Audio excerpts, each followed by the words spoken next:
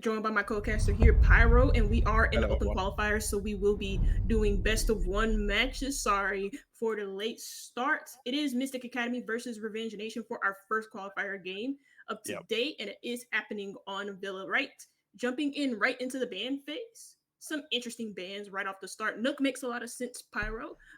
It does. I think next ban, Hibana as well, especially for a map like Villa, you're saying both Nook and Hibana. Nook, obviously, for those late game, you can have a flank opposition on the attacking side. Then Hibana is obviously banned out from the side of Mystic Academy, is to get rid of one of those hard breaches, which can be used especially on that master bedroom side when you're looking towards trophy and you want to open up the right hand side. So with that ban, and then we got a Valkyrie ban coming out from the side of Mystic. So definitely focus towards more of their attack here, Fosho. Yeah. Taking the Valkyrie off of the defense means removing a lot of intel, and then that's also doubled intel denial from the ban phase. Mira also joining Valkyrie in that sense. Mira has found a mainstay on Villa, especially mainly for the top floor. You can also kind of flex her a little bit onto the first floor as well, but she's mainly useful for second floor control because of where her mirrors can be useful. I'm thinking like master bedroom, for example, even though some might think that that's a waste. Maybe even towards the office area from Aviator Games. That's a really popular mirror spot where you can have a mirror facing from Aviator into the office, or even from not games yet, bar into office itself, just to have that extra vision onto where the attackers might be pushing from. Though getting into our first round, we do have the first site confirmed for you guys from Revenge Nation, who are starting us off on the defense. Mystic Academy on the attack. It is going to be Aviator Games. And Any well, surprises I there? said it at the beginning, but welcome to DAL Defenders, 7 protect your Season bomb 6. from being defused by attackers. Of course, that means we are going to have this is going to be right. And I think I don't know how many teams are going to be making it out of the open qualifiers. I believe it is 10 in total who can make it out into the Killing station play tomorrow. So keep an eye out for that as we do get into this round. Yeah, and with this, you have a look at the attacking lineups from the side of Mystic Academy. The Thatcher not being banned is obviously going to play a huge motivator in this round for getting control into Aviator. 10 seconds to insertion. So here's my question here, though. Are they going to go for the directly with obviously the Thatcher being in play? Or will they go for the default push on the master Attackers are bedroom moving side to locate a bomb and of both defuse it. trophy and statuary? And then push on that side, you can also gain towards that 90 in towards vault, and that'll be a lot easier with the use of which of those attacks do you think that Mystic Academy are going for? They're already leaning towards the master bedroom side. Yeah, it looks like it. With the ace in play, you could like just attack from the master bedroom things, and then it is the 90 have the ace maybe rotate towards office in order to open more sidelines and maybe put some more pressure on the so drone without reloading Quintero on that's a nice name, Quintero on the drone, making him back off towards that 90 area. So Mystic Academy already throwing in some early drones, already losing some as well, though they still have a lot of drones in the drone economy to account for. They are already inside of the map as well. No flank coming in from Revenge Nation to disrupt this. This is not like a really spread out defense from Revenge Nation. They're more disciplined towards that south side area of the map. And that's kind of nice to see, though. It's common for defenders to kind of go up that Astro stairs to provide some sort of disruption for the attack, because it can located by attackers. When you feel like, hey, look, there's somebody towards my backside. Reloading, cover me! Keep our mind on that. And also keep in mind, we don't have a nomad to cover the New mag. That first kill, we get Kirk on here. With the flank coming up from red. Somehow, Revenge Nation looking to back in towards their favour, but they flee all the way back down towards red, and that is actually easy killing on that Goya using the TCSG, a very interesting option there. A Nitro being placed there, this on the side of Misa, so already a lot of utility being burned on the side of Revenge Nation, going into nearly 1 minute left on towards this round, but Mystic Academy, they've Attackers located a bomb. first pick getting that first pick towards the 9, now getting a second pick in that office. Like you had to make a rotation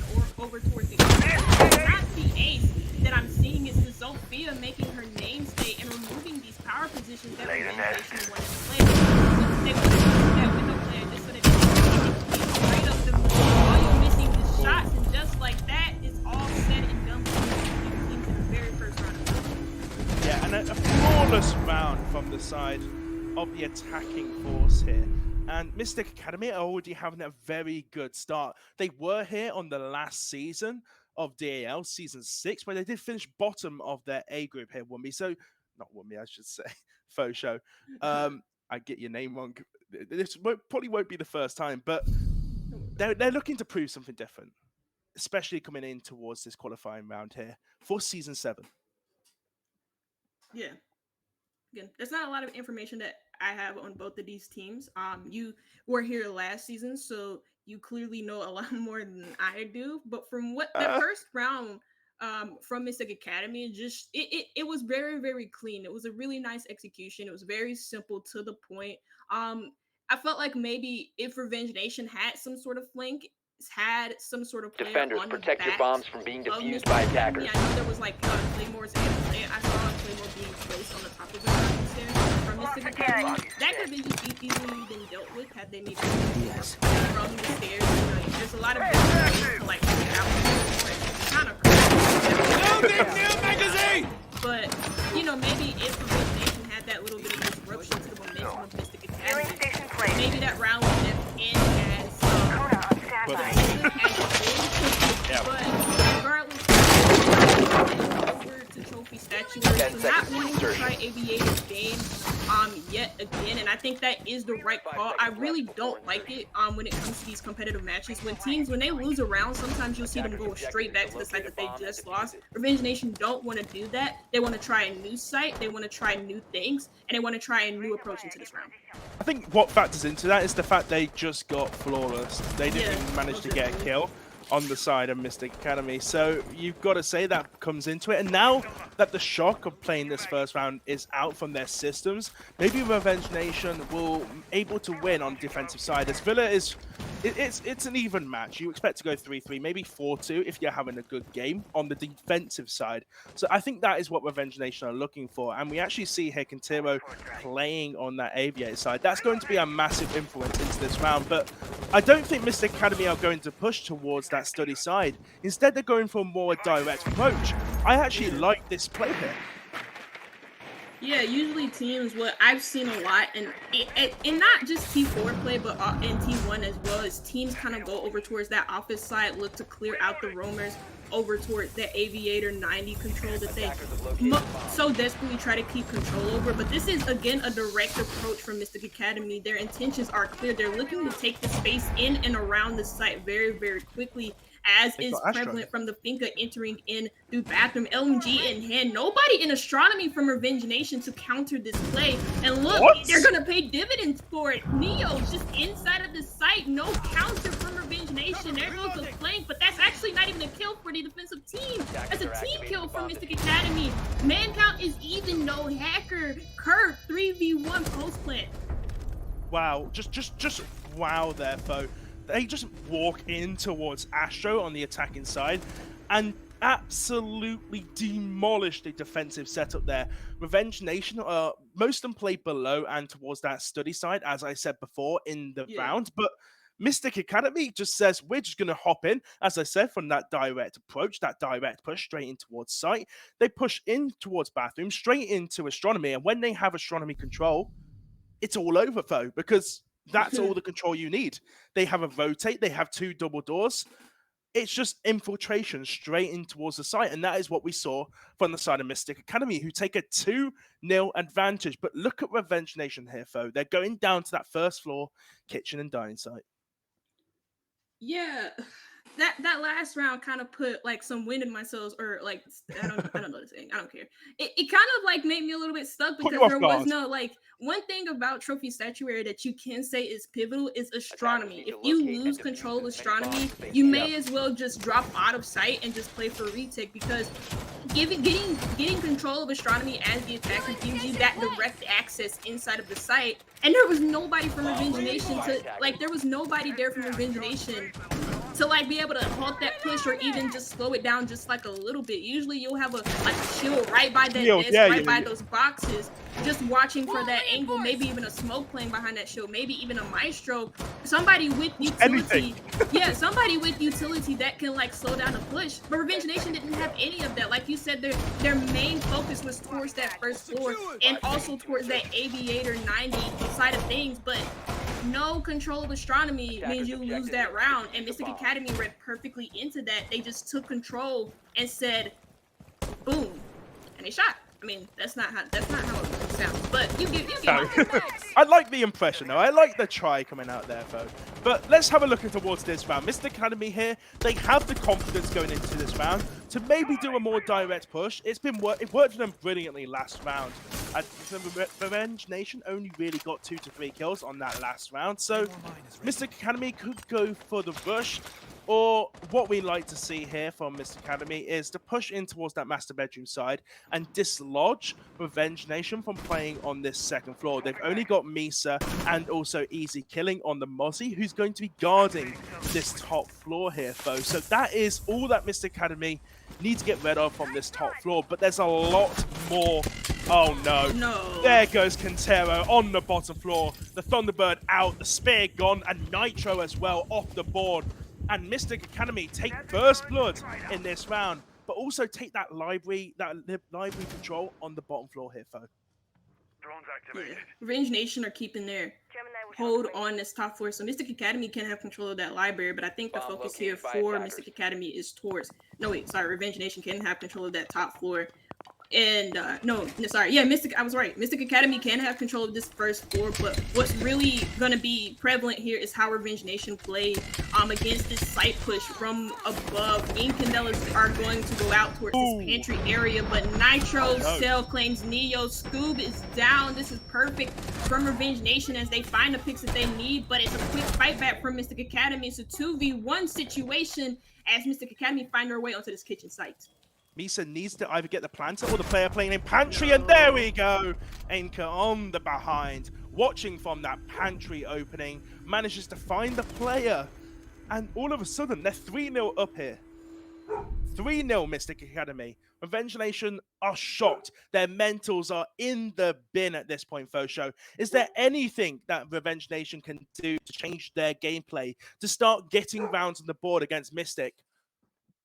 Just winning the opening duel, because in the past 3 rounds it has been Mystic Academy to take first blood and be able to find like a successful entry with no impedance from Revenge Nation. I thought actually in that last round, Quintero had the perfect opportunity to give Revenge Nation their first blood, and he just kind of like an ADS right at the inopportune moment. Like, just timing on that is absolutely crazy. But you know, there goes some positives from Mystic Academy. You know, they're looking, you can tell off with the bat what they're trying to do, and they take a no-nonsense approach to it. Also, again, they're getting those first bloods consistently. Quintero has died twice in the opening 3 rounds. In the opening 3 rounds as the first blood for Revenge Nation, so maybe that is something that Revenge Nation need to keep in mind. But I think getting the first pick will help bolster their chances of winning a round, maybe even fix their mentals just a little bit, because I imagine 3 rounds in a row is quite tilting for the defense on Villa. If they take this 4th round here, Mystic Academy, what I would suggest towards Revenge Nation is to take a tactical timeout. They need to refresh their mental and get a new game plan to fight Mystic Academy, because the attackers are being very aggressive on these pushes. They're going very direct here, though. We don't normally see this on the attacking side. We normally see a slower paced attack, not like taking the opposite side, the horizontal. So what you'd see here is maybe a master bedroom push, but I'm not too sure with the way that Mystic Academy are playing at this current point. Not too sure neither. I feel like maybe Revenge Nation need to be a little bit maybe better at playing as a team when it comes to these gunfights. You know, you're getting picked off individually, maybe play more together and play for trades. As, you know, you see teams kind of like adjust to that fact. Like, if somebody's like dying by themselves, then they'll implement like a buddy system with that player so that they don't, if they do die, then they don't necessarily die without negativity, because there's another player right there to immediately trade out. That's not usually the best solution to the problem. Misa, what are you looking at? That's the first kill again going in the way of Mystic Academy. That's Neo to find a second. What is going on with Mystic here? They're getting 3 kills almost suddenly on Revenge Nation, and all of a sudden it's a 5 versus 2. Only Smoke and Jaeger, and one of them look to be killed on towards this 90 position here. Anchor's just pointing around. They've got the ability, they've got the smoke screen now, and there goes the player on site. Neo with a triple kill. Rin manages to find one from that 90, but has to fall back all the way in towards Bar. Will he find no? Anchor says no, and Mystic Academy take a 4-0 advantage. Let me repeat that again. A 4-0 advantage going into this first half of this first qualifying match. Just wow. I think we can say that. Yeah, just scenes here in the DAL. That's all I can say about it. Again, opening duel loss from Revenge Nation. I really don't know where Misa was looking at. Just didn't take into account that there was a Finko right beside him, and Neo is just he's been so successful in the past 4 rounds, you know, that's been played, in finding the opening duel for his team. He's just been that good on Finka at the moment. And yes, Finka is in a really, really good spot. And not after the upcoming patch that should be very, very soon. But Sophia AR is amazing, and the R4C, so that's going to be changed. Yeah, but still, like, I feel like Revenge Nation need to be a little bit better at finding these opening picks because they're just getting picked apart by themselves. That was a heavy hole towards Aviator Games, and it was all for naught because they just ran right into the guns of Mystic Academy. And it just is not translating well. So maybe what they need to do is maybe play a little bit more passive, maybe look to waste more time on the clock for Mystic Academy, maybe play behind their utility just a little bit more because taking direct gunfights is not helping them. I think the last point you brought up is playing behind their utility, and especially as they have a mute, they have an alibi and also Melusi with that one-boom gadget. That's a lot of utility that can be used to slow down the opposition, get rid of those drones with the Mute and Mozzie combo. That may be helping out from the side of Mystic. I haven't seen much of their drone game. They've just managed to get all the first kills very quickly due to aggressive pushes. And maybe that drone is what is helping them out. So to bring the Mute, to bring the Mozzie is a good step in the right direction for Revenge Nation to winning a round, but they need to do it quickly here, Fosho.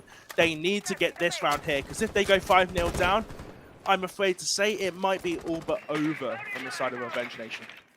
Yeah, just a quick note for you guys. Sorry about the Generation Esports platform. It is experiencing issues. If you would just be patient with the staff just a little bit. I'm not staff, so please do not message me. I'm just here to I'm the messenger, so don't shoot me, right? But yeah, we're experiencing a lot of issues. If you guys could just be a little bit patient with us, and we're sorry for the inconvenience. But getting back into this round, Mystic Academy looking to take some horizontal control, and that is what I'm looking for. First kill going in favor of Revenge Nation as it's easy killing to find the first onto aim key, and that's the hard breacher too. Yeah, and with that ace gone off the board, that Thatcher is not going to be able to use to do anything. But saying that, Scoop with a kill onto Quintero levels up the board. Cal gets another one onto Hacker. So Revenge Nation keep their lead. Never mind, Kirk with a kill onto Cal. And it's all these one-on-one trades that are actually helping Revenge Nation out. Yes, they had the advantage, but let's not forget they're on the defensive side here. If they have a man advantage or the same amount of man numbers, they are at an advantage. But they can't let this get to their head. There's only 2 players on the site as one of them is above. And Mozzie's not even sight. He could be cut off here. And that's easy killing with the kill onto Scoob.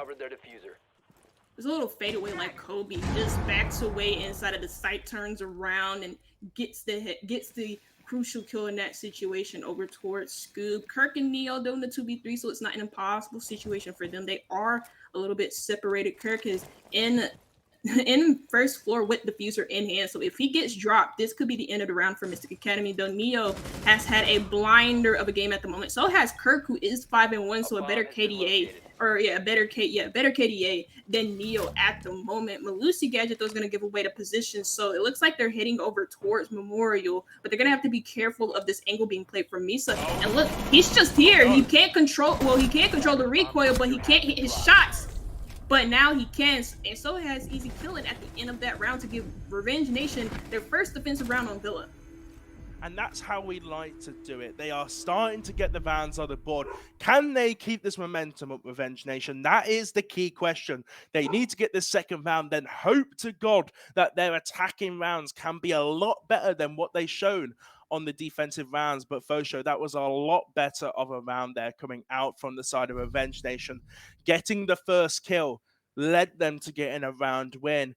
But we can't take any away from Mystic Academy there. They got the retrades when it mattered. It was just that end position. They all pushed Memorial through that one door.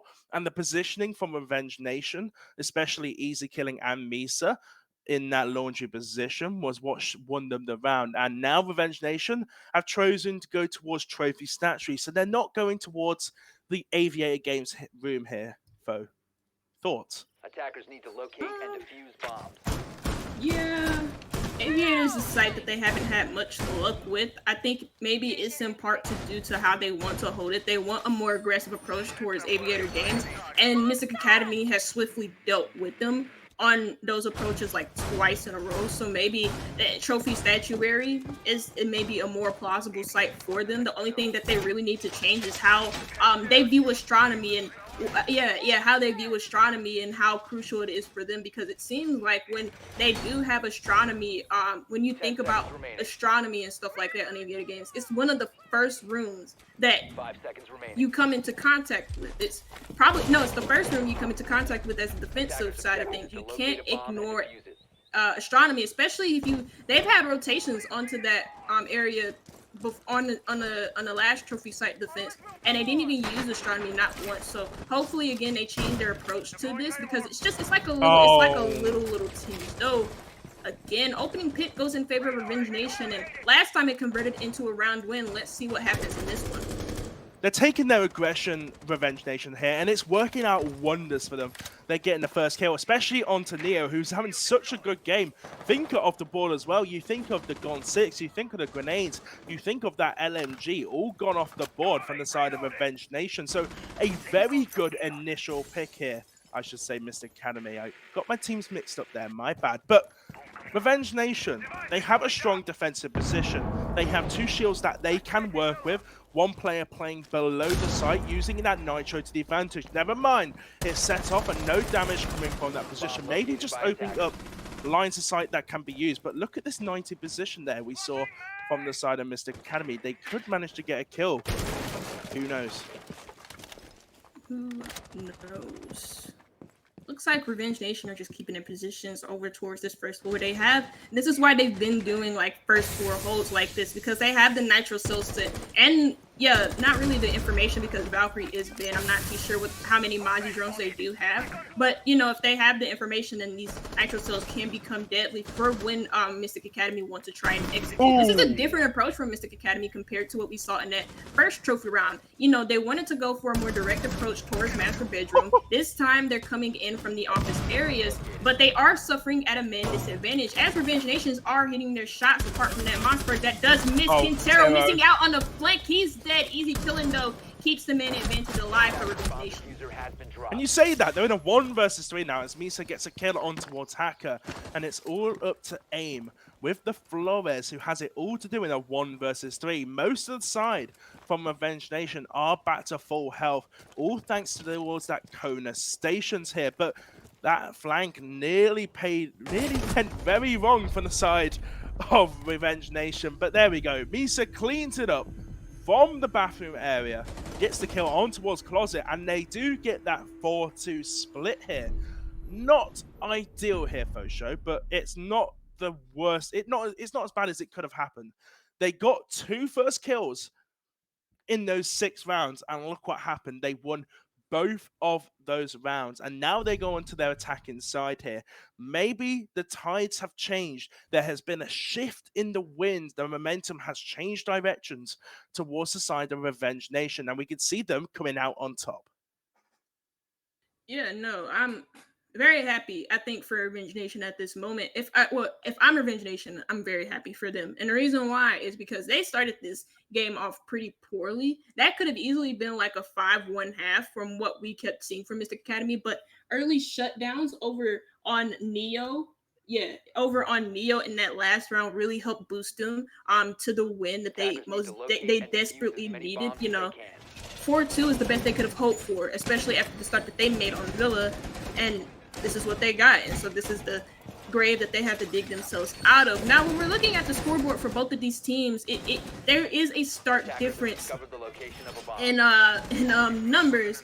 You know, Quintero's 0-6, Cal's 1-5, Bren is 3-6, and then you look on the other side of the Mystic Academy, 5-4 for Neo, Hacker on 6-2, Kirk 5-3, 7-3. Like everybody on Mystic Academy is pulling their weight. Yes, Scoob is on 2-4, but he is doing his job as like a flex as a flex player. You know, using the util correctly. You know, helping droning his team in. You know, he was mainly on the Thatchers. Thatcher is not known for getting like flashy kills, so you know he's doing good on that front. But Kirk gets a collat kill from spawn. Oh no, Kurt getting rid of. Look at the players he's got rid of as well. Easy killing, top flag on the side of Revenge Nation, and also the Maverick off the board. So no more hard breach from the side of Revenge Nation, and all of a sudden, Mystic Academy looking a very good spot to take this to a 5-2 on the board and take their first defensive win. But they can't get complacent here. They can't allow this to go towards their heads here, Fosho. They have this lead from a spawn peak, but they need to keep map control.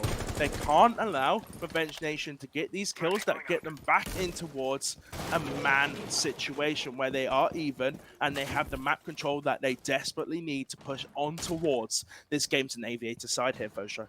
This is the thing, they lost the Jackal too, so these roamers on this first four are just going to be an absolute menace. These also roamers towards the north side of things on the second floor is going to be an absolute menace. Also, Revenge Nation, they're not really attacking with one another. They're not really pushing an area together, and Quintero's caught all on his lonesome by Scoob, though Ren on the other side of things does find some sort of revelation, gets a kill onto Neo, and that's the first 4-player down. So Revenge Nation might not have to worry about that for the rest of this round, though. There can be some rotations for Mystic Academy from the main stairs towards that bottom floor, so it's something that they have to be worried about, yes, but at least that removes the worry for now. Yeah, and there goes the Goyo and the shield there off the board. That is just stopping their push from the side. But look at 90 control. They still have it. Another Goyo pulse. That's 20 seconds wasted on burn time. And there goes the Chunga Shurame launches. Rin's just caught in the middle of that, taking 50 damage off the board. There goes the boost from the Thinker. But with one of those used, she doesn't have a lot of it left. And all of this site that's being cut off, the smokes, the Goyos, the Chunka Shurame launchers, they've now pushed in towards 90 Revenge Nation. And there's a shield blocking their way. There goes the kill from Hacker. He gets the two of them. And Mystic Academy take a 5-2 advantage in this. And there just goes to show here that shields are OP. If you don't clear those, if you don't have man advantage here, Fosho, it's going to come to bite you in the ass. And that is what happened from Revenge Nation. Mystic Academy take their first defensive round, and they're looking to continue this momentum going into the next. They're going to look to put themselves on a match point in the very next round. Though interesting picks coming in from the defensive side of things, not so much from the attack. The attacking lineup is something that you would kind of expect here. Well, not really the Lion. Lion doesn't see a lot of play in competitive.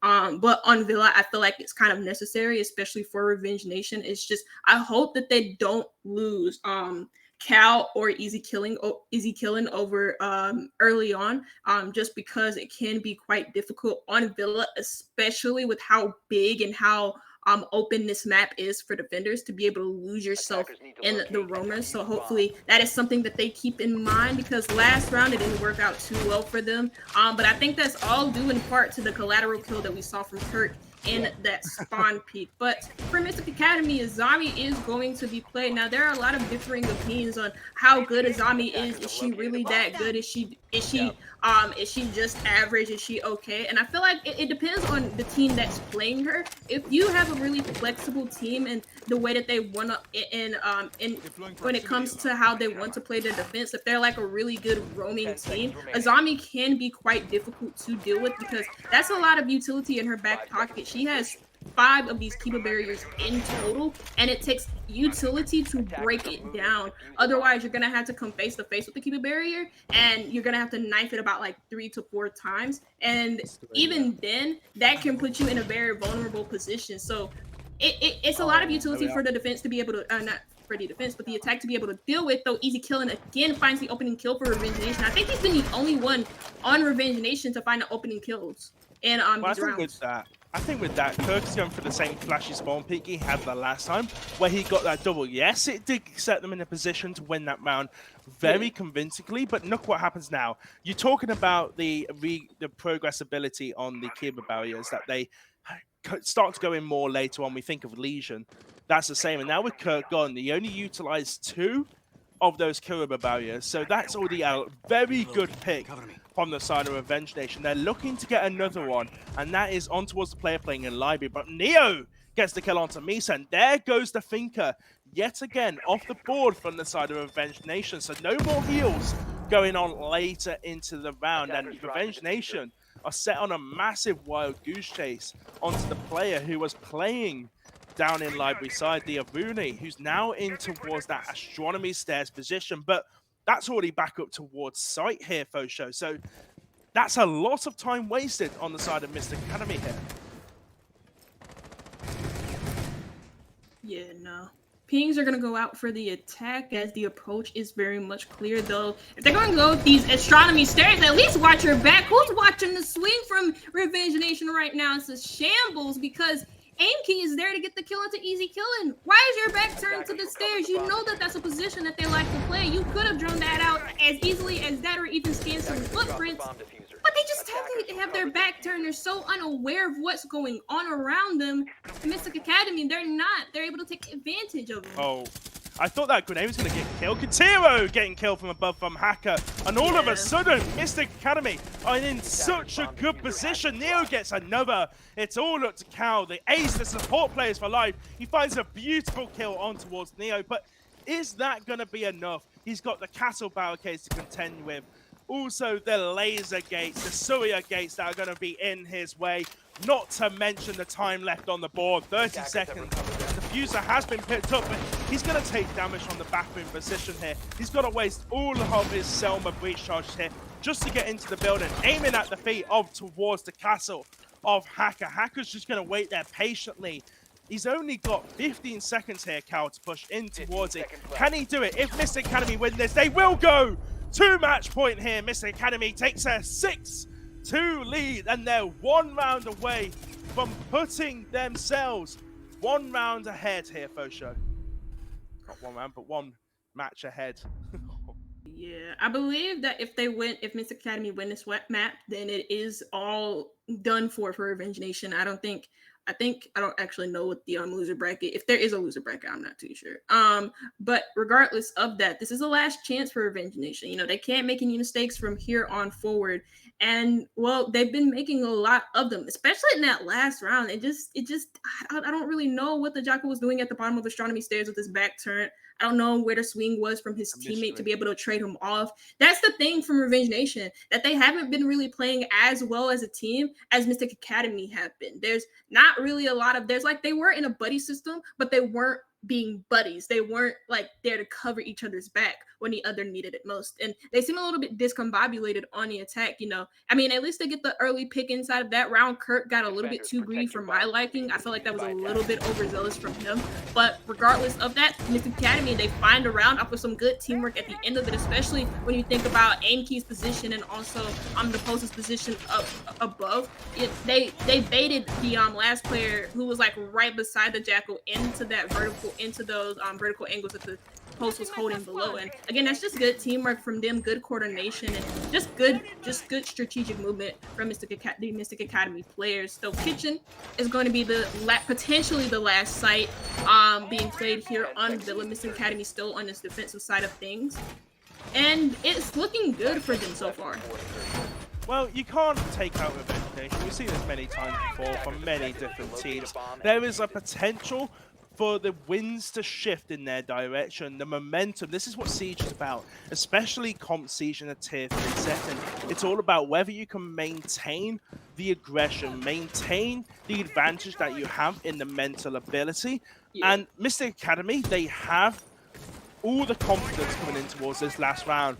They know Revenge Nation have to win the next 4 in a row here to even go towards OT. So all the pressure is on towards them, and that is starting to show in towards their gameplay as Quintero takes a lot of damage entering in, but they manage to find Scoob. Hacker, though, gets the first kill on towards Easy killing. Misa finishes off Scoob, but there comes a swing around, and that's 2 nitros in this round from the side of Mystic Academy. Here is why Pulse is so OP for this site. Quintero's been down as well. I don't think Mystic Academy know that. They can see he's very slow moving. They might try and get the kill from below, but it's going to be very risky from the side of Revenge Nation to go and get this revive up, because they're all on the outside of the building here. Yeah, Neo's still holding strong here despite... Oh, no, actually, he does have support. Sorry. Scoob did die on that second floor, and I thought that was his only support, but there has been some rotations up onto that second floor. Scoob, I believe that was Kirk, who is still existing alongside Neo. Gets another kill, a crucial kill for Mystic Academy, a crucial death for Revenge Nation as Neo finds another for his team. This Academy still on this match point 1v4 situation, and it just looks like it's all over from here. Ren only has 1 Soma charge. He's also lost some health. No claymores protect him from the run out. I think they have already been placed in the bathroom window as well. So, he's just jumped in. Find 1 nice shot onto me, but for the most part, it looks like Mystic Academy have just backed off of the second floor.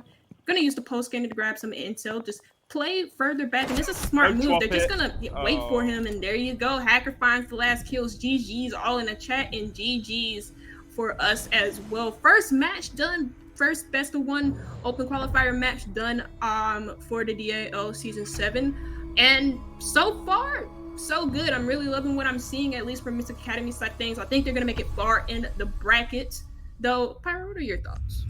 Well, Mystic Academy, I think they can go all the way here. We've seen them last season in the Digital Athletic League, so they definitely have the quality to be in this league. And from what we just saw in that qualifying game, it was well played from the side of Mystic Academy. From both teams, actually, they both had their very strong points. They both had points where they could definitely improve on here, Fosho. Like a couple of rounds, you talked about the wire peak from Revenge Nation not peaking back off in the buddy system, but also from the side of Mystic Academy as well, to the 2 rounds that they did lose, I think it could have definitely improved on their flank watch, on how they played around their defensive style, their defensive setups, sometimes not bringing some ops that may be better suited in that situation. It's mostly, I think, mostly just their strats or just their overall coordination. It is the first match of the qualifiers for Season 7, so it's something we expect to be ironed out. Yeah, these type of things happen. It's open qualifiers, anything can happen, but Mystic Academy was definitely taking the win here. 7-2 is the score on Villa. And like you said, there are a lot of things you could have harped on. There are some positives as there is negatives for both teams. I felt like, it took a while for Revenge Nation to warm up in the game. You could argue that they didn't really warm up at all considering the scoreline. But again, there were a lot of weird things that they need to work on, but there are a lot of weird things that Mystic Academy need to work on. Maybe, especially on the defense, I feel like maybe at some times they were a little bit aggressive, maybe not taking their opponent as seriously. I mean, when you're on momentum drive as high as they were throughout Villa, makes a lot of sense. Sometimes people just do things, and Mystic Academy did a lot of those things right. Revenge Nation didn't really do a lot of those things right themselves, but we're going to head into a little break before we head into round 2 of the open qualifiers. So we'll be right back in a couple. Do not go anywhere. See ya.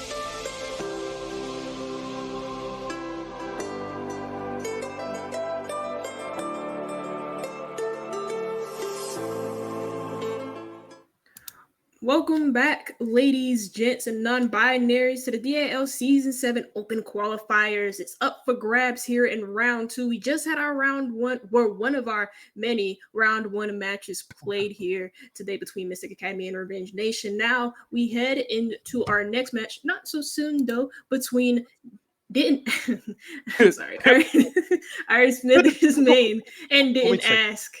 Yeah, I love Iron Smith. I love that name. I was just in the chat with them. I absolutely love that name. I wonder where they actually got this from, though. I What don't do you think know. was going through the mind of Iron Smithers or whoever's in charge to come up with that name? It's amazing. But we have seen Didn't Ask before. They have played in the previous season, a bit like Mystic Academy from what we saw last game. So if we're going to go based on predictions from last game, maybe you'd say an advantage towards Didn't Ask, but we haven't seen Iron Smithers yet, have we, Fosha? No, we haven't, so we don't really know how they play. I haven't even really seen, didn't ask, so I don't really Oh, know what to expect from this matchup. But just to play a little bit of spoilers here, we are gonna go into Clubhouse, and you can play this map any kind of way. But I mean, not really. You can't play this map any kind of way. It's a very set in its ways type of map. It's a very you have to play it in a specific way. It's the most siege. It's the most simplest way I can put it. It's the most siege map in Siege. You got to play the fundamentals. I don't think you can say siege twice in the same sentence. You can't use siege to describe siege. That doesn't work, Fosha. That doesn't What? work. You The can't say most siege map in siege, Siege? most siege map in siege. Well, what is siege? What is the definition of siege on a siege map? Come on, we got to get specific here. We're gonna dive into the brain of Fosha here. What type of question is that? Well, you said it's the most siege map in Siege, but what is I mean, you to think quote your about words back like to you, the most siege map in Siege? what makes Siege different from other FPS games, you know? That's what I mean. Tactical. It's slow Tactical paced, FPS, tactical. Right. slow paced, Especially next utility season. based game. Yeah. Like that's what you have to do on Clubhouse. You have to follow the fundamentals of Siege. That's what I mean by this is the most Siege map. in Siege. See, that's a lot better of a way of explaining it there, for show that it's the most Siege map in Siege. I guess. But we are gonna get straight into this matchup. It looks like we have everybody in the lobby. I think we're just ready for the readies in in Ours. chat. The R is in the chat before we head into our next game of today. Remember, this is another game. This is round two that we're in, and so I think I don't remember how many rounds we do have, but we do have a lot of rounds to go Well, before. for this day at least. Yeah, and then I think we have like closed qualifiers maybe Sunday. Yeah, this is open. We've got Mhm. 9 rounds in open qualifiers. So Yeah. 9 games of Swiss. And then the top 10 teams, as we said before, go over to our closed qualifiers. But let's get on with round number 2 here. Between two teams which could go the distance. But we never know. Didn't Ask versus Iron Smithers. Iron Smithers on the start on Clubhouse. Let's see. Predictions here. What are we going to go for from the attacking side here? There's a lot of different type of bans you could go for. People make the argument for Thatcher being very powerful in this map. Same thing for Maverick, as he's very powerful at doing his job. Maverick tricking those walls, specifically walls like Jacuzzi, for example, and not really needing a hard breacher, but instead only needing the soft breacher right behind him. So it's not a surprise that he finds himself on the ban list. Osa is also a more popular option. She's more geared towards executions on the bar side, the first floor side, bar stage site, and she's lethal in those stage executions. Mira gonna find her way in this ban list as well. Not a surprise. We're getting some of the more average bans here on Clubhouse. Osa's not averagely banned on this map. It's usually like a Thatcher followed in. So Thatcher's on the board. He's open for the attackers. It's all open season for him. No, we're not going to see CCTV with Thatcher being in play. It'll be very unlikely. Yeah. But Mozzie on the side of defensive side, bit of a niche pick there. You maybe expect the K coming out, but yet again, there is the Thatcher off the board. But Mozzie's still a very interesting pick from the side of Didn't Ask to ban out on the defensive side. Maybe just opening up some abilities there for them to be used. We see a Zami, but they are going to go towards that Church Arsenal room before. for the first round, and Castle being brought on the board. So maybe we'll see we'll see a variation on the SSG roam maybe here, roaming towards to that top floor, then to execute and retake back down towards that bottom floor. Maybe that's what we're going to see out from the side of Didn't Ask here on the defensive side here, Fo.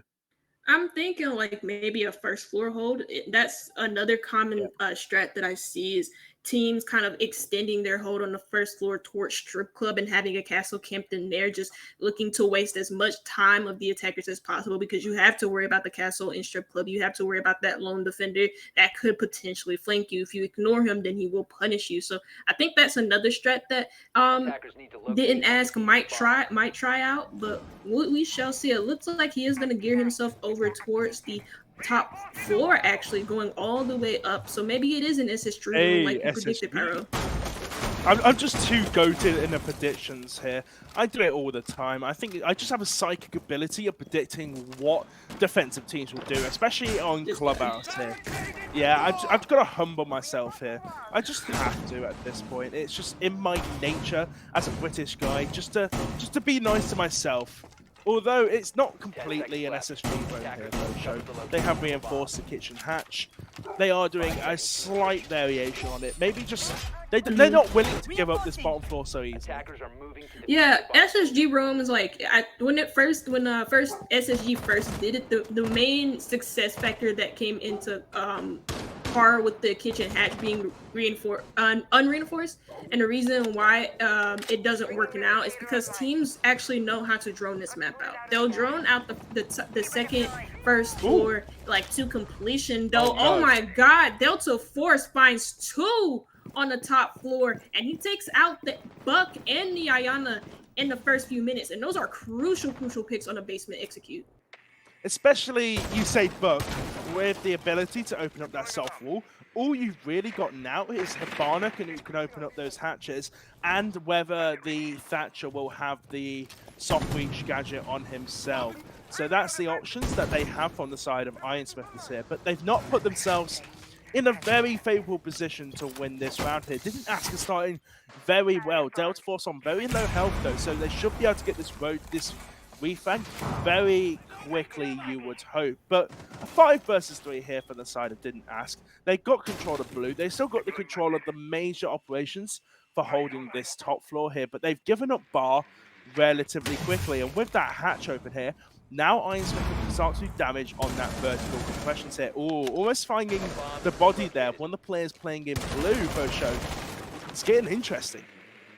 Yeah, Didn't Ask have backed off of the second floor, first floor extension and have just opted to play site. They got the picks that they needed, and I like this. You know, they're not trying to overextend. They're not trying to overplay their position. Even Delta Force is all the way back on site. You don't see him trying to play for his life on any position on the first or second floor door. Though Iron Smither do have like map control, they only have 3 players alive, and they're gonna have to find a push somewhere. They're gonna have to find a pick somehow. JB very high, not very high, full HP. He does have some Finka stems to work with as well. He drops down the Moto, though not any picks for him. Boom. Nitro from behind, that could have been actually a really good teamwork coming in from him. JB don't find 1 kill. Can he find a second? He sprays and prays with the LMG. He finds it.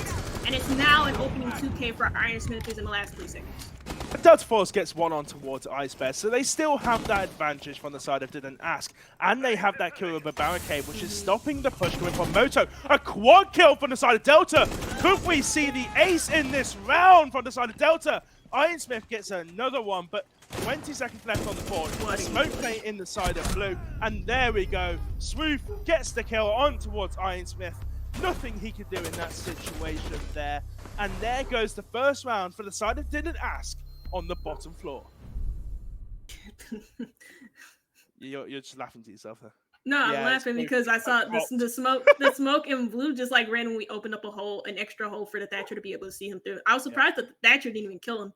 But anyways, regardless of that, those opening 2 picks for Didn't Ask really pulled them through for the rest of that round. Also, Delta Force getting a opening quad kill at the beginning of this matchup.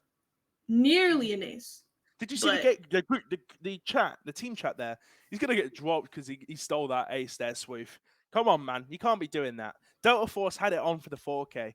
and you just steal it. I know it's a qualifiers, but come on, he needs the To be ace fair, in he that was fight. gonna die. Protect your He had to shoot back. And Delta you was had to. very low in HP.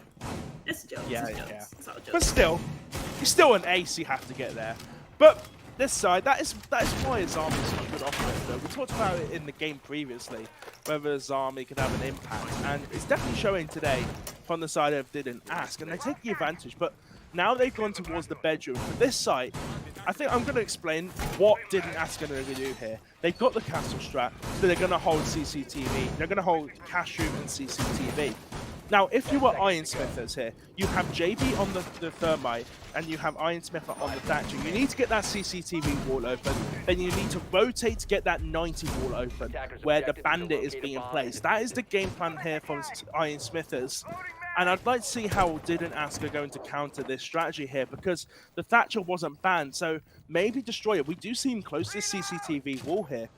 Will he go for what I assume he's going to do is bandit trick? Let's see. I would assume so. You pick the bandit, you have to bandit trick. Also, as of note, I didn't mention this during the bandit phase, but Kaid is open, so you know they could have easily went with the Kaid just because he's a little bit safer when it comes to doing his own form of bandit tricking, also known as Kaid tricking. So he clearly ripped off bandit with the name, but regardless of that, Kaid is open. They could have used him instead. He also has a nitro soul just like bandit.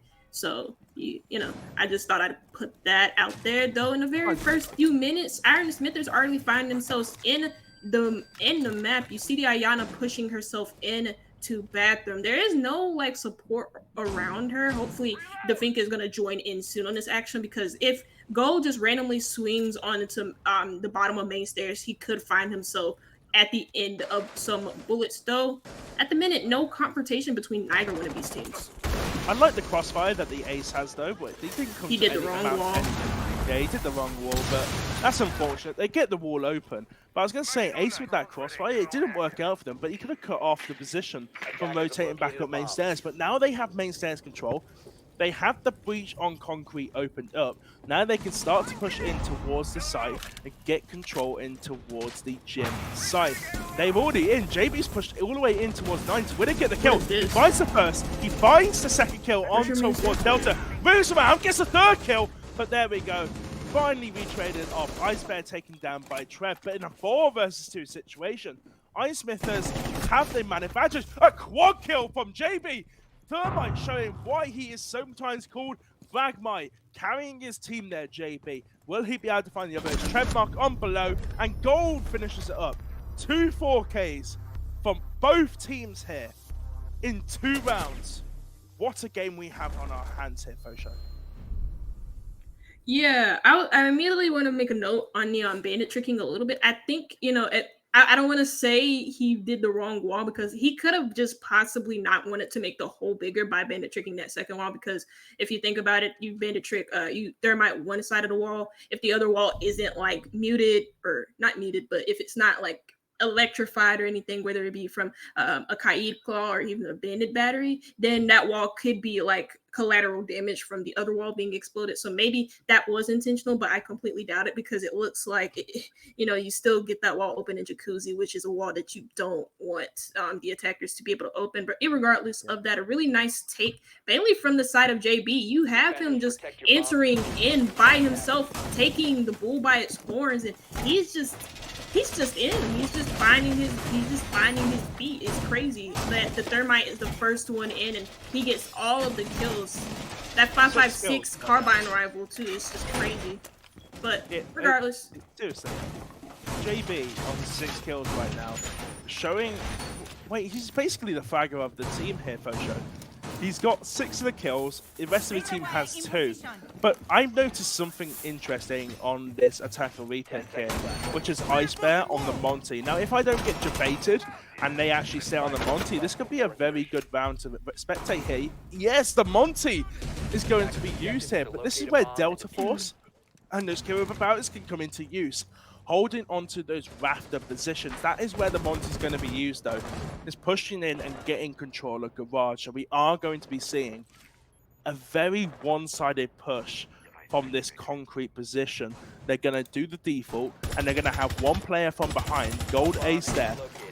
Interesting, he's not going on the LMG. Maybe he's still thinking he's in TTS, as the Zofia AR is so much better in the TS now. But you're back in the live test, so you're back in the live build, mate. You should be running that LMG. No doubt. No doubt, but some players have their preference. I most definitely have seen some players in T4 play with the AR before over the LMG. I think mainly just due to the fact that LMGs take a lot longer to reload than ARs, and some players just find that a little bit too much. Other teams just some players just don't like the LMG. They don't like it, and you know what? Playing with the AR gives them some sort of I don't know, like. I would say comfort, but not really, because it's a considerably worse gun. But you see the Monty doing work though, finding his way up the main stairs. No support around him, takes a lot of flak from explosives, but I believe that's almost all the explosives from the defense, you know, used. I'm not too sure if Destroyer already used his nitro cell, but it looks like the Maestro, not the Maestro, sorry, Monty is doing his job. He's trying to back him into the line of fire on a player on the main wall, but he finds the kill regardless of that. Shane, though, equalizes the man count. They got a player in this bottom garage, and oh my god, the Monty just drops down and gets the kill on towards Shane. So all of a sudden, and what an oil pit, they get the kill, they get the trade-off, and all of a sudden, you're in a 3 versus 2. One player towards that bottom, and there we go. Delta Force is taken care of, and now it's all up to Swoof in this red position to get the 1 versus 3 clutch. Starting off, nearly getting the kill on towards that Thatcher of Iron Smither, but this is where the Monty can shine. The black eyes on that Monty shield. What a beautiful kill there from the side of Swoof on towards gold. And now it's a 1 versus 2 situation. It's the 2 support players versus a support player on Didn't Ask. The Smoke versus the Monty and the Thatcher. The diffuser's not being down. And there goes the kill on towards the Monty. Monty getting a little bit too aggressive in that situation. And could Swoof end up this 1 versus 3 and clutch out this round? 20 seconds left on the board. Remember, Iron Smither has to get the diffuser down. All Swoof needs to do is play this passive, wait for the diffuser down. Iron Smith is going to go for the diffuse, baiting off. We know pros don't fit. This is maybe why he's going to lose. And there we go. Swoof with the 1 versus 3 clutch to get Didn't Ask the 3rd round and take a 2-1 advantage in this second qualifying game. Just some very weird decision making from Iron Smithers, isolating that gunfight, those 1v1s against the Smoke player. As a Monty, with the Smoke still having his utility, I have no idea why you're pushing him all by yourselves with no support. Instead, you could have maybe played on a doorway and blocked him off from his own site, considering the fact that there was no real rotations between the sites, only from red stairs, and maybe the Thatcher could have held red stairs. And one on that rotate, yeah. Right, yeah, like it's just weird decision making from the attacking team. They're not really playing. They weren't really playing together in that 1v3. They were playing for themselves, and it's just really greedy plays from Ice Bear in particular, from the Monty. And it was good Monty plays at the beginning of that round, because he was initially working with I wouldn't even say he was initially working for his team, because he was getting kills by himself. He was being very, very aggressive, jumping over, like getting up into catwalk, getting into the face of the Kaid, knifing him with the shield, and then like jumping over the catwalk like onto the Wamai, doing some really wild plays. But overall, it was just really poor at the end of the day. Again, a bit greedy from the Monty. No teamwork from Iron Smithers in that 1v3. So what I think it is, I think it's experience. Didn't Ask have been in this league before. They have the communication skills to evaluate and know when a situation needs to be pushed on or when you have to push off and play together. And I think that's what Iron Smithers are just missing, is that they haven't been in T3 long enough. I think that's going to be my guess here for this, for just what happened there. Or it may be confidence, but that doesn't matter. Didn't Ask taking a 2-1 advantage here. They are not bringing out the Monty for this bottom floor push here, but they're taking from top floor. They're going to open up with from the position from top floor, because they know how they play. We saw it in the first round. Oh no, Gold Ace pushing down, gets the kill on tread mark. Will he find the second? He knows all the holes there. Now he knows the smoke is there. Gets Swoof through the wall. Now Iron Smithers are up 2 men in this advantage, but we've seen this happen before. We've seen what Didn't Ask are able to do in man-down situations here, and maybe it could be the same in here. Bosho, we'll soon to see. A bomb has been located. Yeah, no, let us see. Indeed. Iron Smithers are all over the place at the moment. They're dying as well.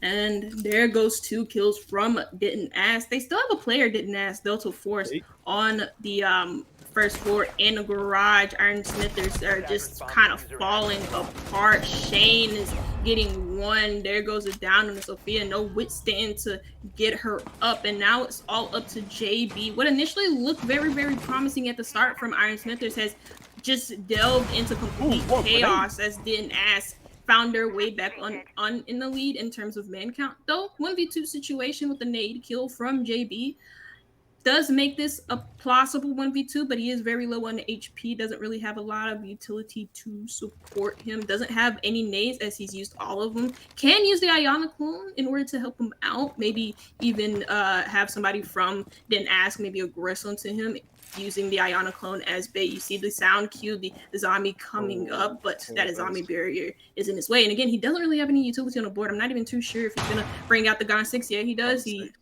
did have a bullet for it. I didn't know. I thought he used it already for the shield there. Actually, no, that was dealt with earlier from something else. Yeah, that was a grenade from earlier. But JB, we've seen the 4K in the first 2 rounds from each team. We saw the 1v3 clutch from Swoop. Will it happen for JB? That is the question. But look at the 2 positions. And there we are. Shane from the bottom angle secures the round for Didn't Ask. So we won't see the 1 versus 3 clutch here. But we will see Didn't Ask take a 3-1 advantage going in towards the 5th round of this half. And now Didn't Ask are going towards their gym bedroom site. The last time they played this site, they did manage to win. We see the castle here coming out from Destroyer, which is very essential. Wait, they're going to bar. We've seen the Echo and the castle. They are going to do a top floor roam, and Echo is going to probably be used in strip. That is my guess here, coming from the side of Didn't Ask. But I like the choice that they've gone to bar here. Yeah, Bar has kind of like, when you think about the rework that happened to Clubhouse like a while back, actually, I think it happened like 2021, maybe, I'm not too sure. But regardless of that fact that the date that it was released, one thing that I've really liked to the changes of Clubhouse is the way that they've reworked this bar stage side, making it more viable for the defenders to be able to pick.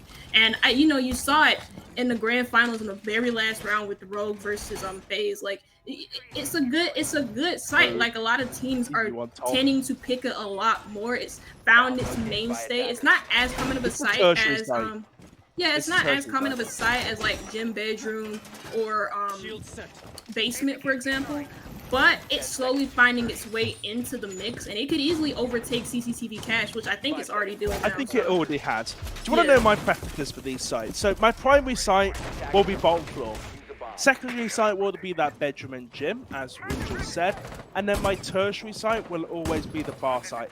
I just do not like CCTV. The attackers will always know how to attack it. I know that's a very controversial opinion, especially in NA. I know in EU they definitely prefer that bar site. That bar site is just, bar stage is just too good, especially when you have an Echo. We've seen it from Rogue. We've seen it from many teams in Pro League, especially when you play it by strip. You put the Echo drone and the hatch by strip, you put it out and you can see the entirety of that highway area if they're pushing towards that top floor, because on the defensive side you will have to hold on towards that construction site. This is why we see Iron Smithers pushing towards this jacuzzi wall, and also from the CCTV side. It's just so influential, this top floor, and that is why I like gym and bedroom. I think it's just a better site than CCTV here. Yeah, no, it's so easy to get caught off guard with like CCTV pushes. I think like the main reason why I don't like CCTV is because it's very difficult to hold on to catwalk. You need a lot of coordination with your players playing in oil pit. You need a lot of coordination from players playing below you as well. And so for a lot of teams that can be quite overwhelming, though this is a very important pick for Iron Smithers. They take out the Echo, and that is not good. Ideal. it's not That is a ideal to huge say deal. the And least. that's in The strip effort club too. Like, what is this? Yeah. They've got strict control now, Iron Smithers. Now they need to concentrate. They've got the opening kill. They've got the area that they need. All they need now is that top floor. As soon as they get control of both the hatches, they can push in towards this pool area, get control by bottom main, and then push in for the plant. The only issue I have with Iron Smithers at this point is they don't have the OSA, but that's not going to matter. As Gold Ace gets another kill, a double on the round towards Shane, but Swoop, why are you peeking? You have an SMG against an LMG. JB gets a kill from below. Here's why Nook is such a good operator. Sneaking from all the way from that bottom floor. Rashi gets a kill on towards Delta Force, and this could be a flawless round from the side of Iron Smithers there. A beautiful round on towards this middle floor site. And now they're looking in trouble. This could be a 3-3 split here. It could be a 3-3 split. Traditionally, Clubhouse is known as a defender-sided map, so Iron Smith is going to be looking for that 3-3 half, and then looking to have a leg up once they go onto that defense. Didn't ask in that last round. The main thing that really screwed them over was that first pick from Echo over by Strip Club, and I'm not too sure. Yeah, actually, I'm so sorry. Yeah, they did have a castle. So they had a castle. They had like obstacles in the path of Iron Smithers, but they dealt with them swiftly. They got the picks they needed, and they were easily converging that round. And the Echo pick was probably the most important pick of that round, despite it not being like in the middle stages. Like, it wasn't the third, fourth, or fifth, or the final kill. It was the very first pick, and it really inspired the whole of the Iron Smithers roster to be able to just converge around and into the site. You saw Nook even getting a kill from the bottom floor. Just a lot of things went right for an Iron Smithers in that round, whereas Didn't Ask just kind of got unlucky when it came to the early picks. And also, they were kind of over peeking themselves. So you saw it with Swoop kind of like quick and jiggle peeking. Yeah, and SMG. I mean, some players do hit those shots. I just, you usually don't take those fights regardless of that. But CCTV cash is going to be... It is NA. Oh, come on. We are here. Whatever. I have to say it. 10 seconds left. It is going to be NA. CCTV cash.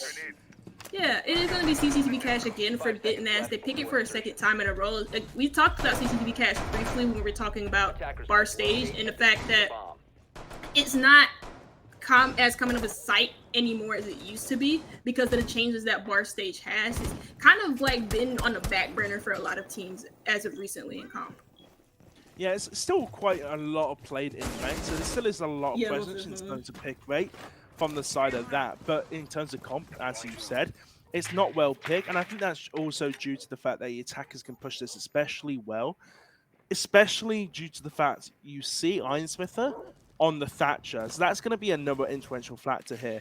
I don't think the Bandit tricked even one Thermite charge, but the fact that they have Thermite and Ace, they can just guarantee that that wall is going to be open in this situation, and then they can focus on getting on garage control, or they can even go around towards construction and push towards the gym, not the gym side, but the cash side. But here comes the first gunfight from Arashi, taking a little bit of damage there from the side of Master Bedroom, but they still haven't managed, Iron Smithers, to get this main wall open. There goes the first kill, though, in favor of Iron Smithers. Shane taken off the board. Not the Maverick. The Wamai taken off. Oh, Swoop. Getting shot from that drone hole. You can't be getting shot from there. You can't. I don't know why he was hovering like in front of it neither. I get that. I don't actually know. I don't get it because like the wall isn't open. He's not like...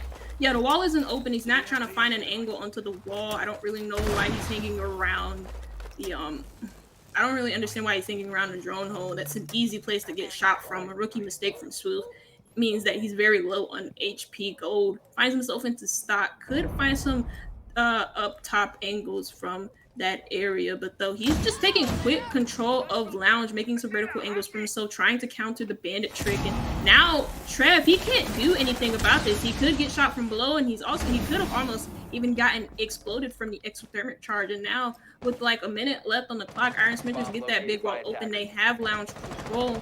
It seems like they have control over all areas of the map. You see a couple players like stacked up towards the west side of things, though no other opening pick from Iron Smithers. I do like that though, but look at the time on the board. 30 seconds left. The Yeah. execute has still not come from the side of Ironsmith. They're trying to push up base. They've got a very split push and also swoop with these smokes. But look at JB just going to push in. Ice Bear gets the kill on towards Delta Force. And there goes the push. Gets the kill. Flicks around, gets the kill on towards Red. This could be another flawless. No, Doozy gets the kill. And JB gets a triple kill on the round. What is this Thermite on?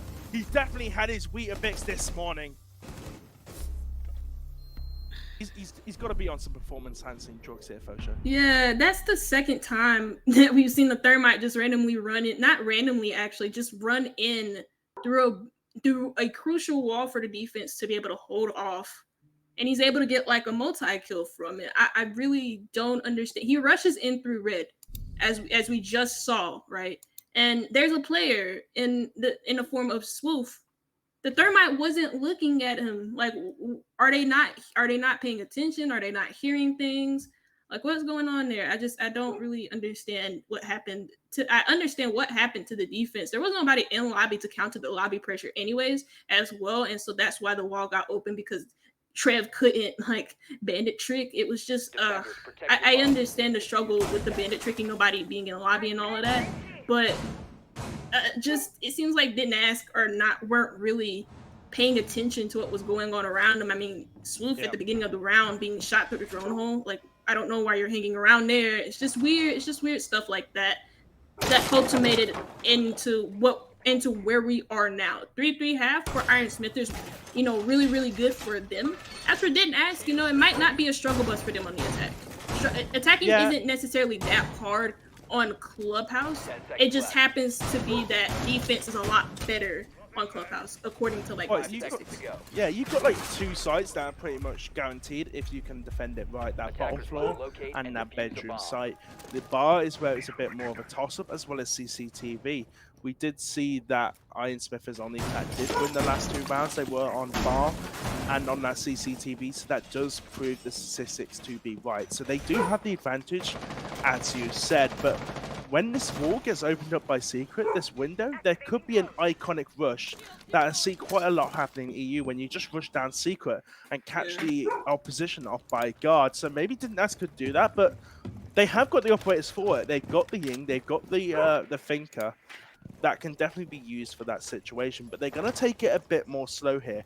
They're going to push into this first floor, push into garage, get control of Secret, get control of bar, open up a hatch, get the vertical positions in play. That's why Doozy is on the sledge, is to use that vertical play.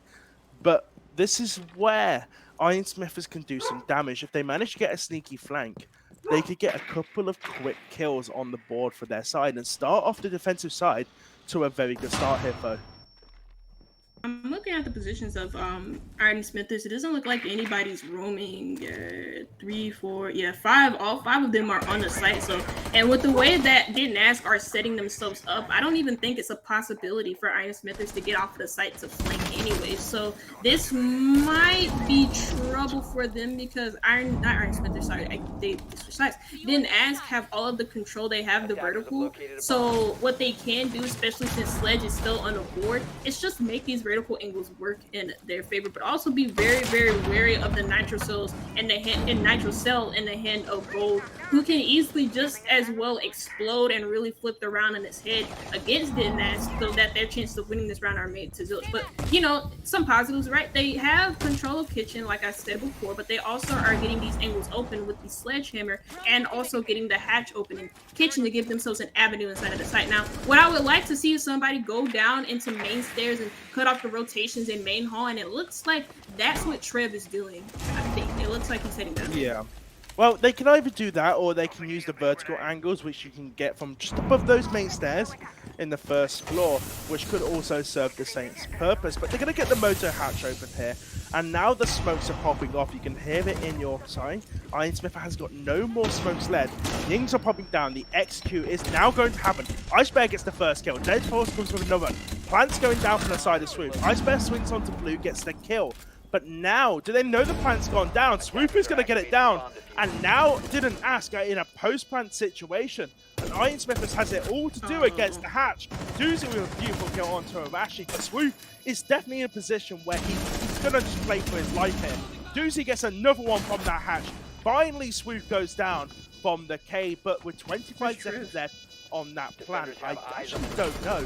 Trev, there he is. He's on the main stairs, as you said before. And now Gold is in an impossible situation. 2 players on the vertical angles with it all to do. He has to sit the plant now. He can't do anything. He's got 8 seconds. He has to sit the plant to win. And there we go. He's off the plant. He gets the kill on towards Doozy. Trevmar gets the final kill. But as I said, 5 seconds left. That's not enough time to defuse, my guy. You need 7 seconds. And the hip fire for added insult, Fosho. What a round from the side of Didn't Ask. Yeah, main thing about that round was that Iron Smithers weren't roaming, so they didn't really waste a lot of the time from Didn't Ask. So the clock did get a little bit low regardless, because Didn't Ask were trying to set up their site executes. You'd argue that if Iron Smithers were roaming, if they did try and deny map control against Didn't Ask, that maybe enough time could have been wasted on the clock for Didn't Ask to not even get a plant down, because maybe time would have ran too low. But you know, they all stayed on site. They all paid for it. The nitro cells not being it was effective, I believe, so regardless of that. And also the Kaid clause not really coming to fruition to really deny hatch, as well as, you know, Didn't Ask got rid of the hatch pretty quickly. Iron Smithers are gonna go back to church, trying, it looks like the same exact lineup as last time. Arashi's still gonna hang around, or not Arashi, I'm trying to figure out who was on. Oh yeah, Gold is gonna switch off of the Kaid and go over on to the Rooney, and Arashi's gonna go ahead and switch from the Alibi into Kaid. So, you know, same ops as last time, but just different players being on them. 10 seconds to go. Yeah, do you think the Mark 14 will have a different impact in this round? No, Obviously, my they God. didn't ask like to do their rotate late on that round, utilizing the Yin Candelas to push down that main hatch. Oh no, JB. We'll get back to that thought in a minute. We'll just go on board for JB here.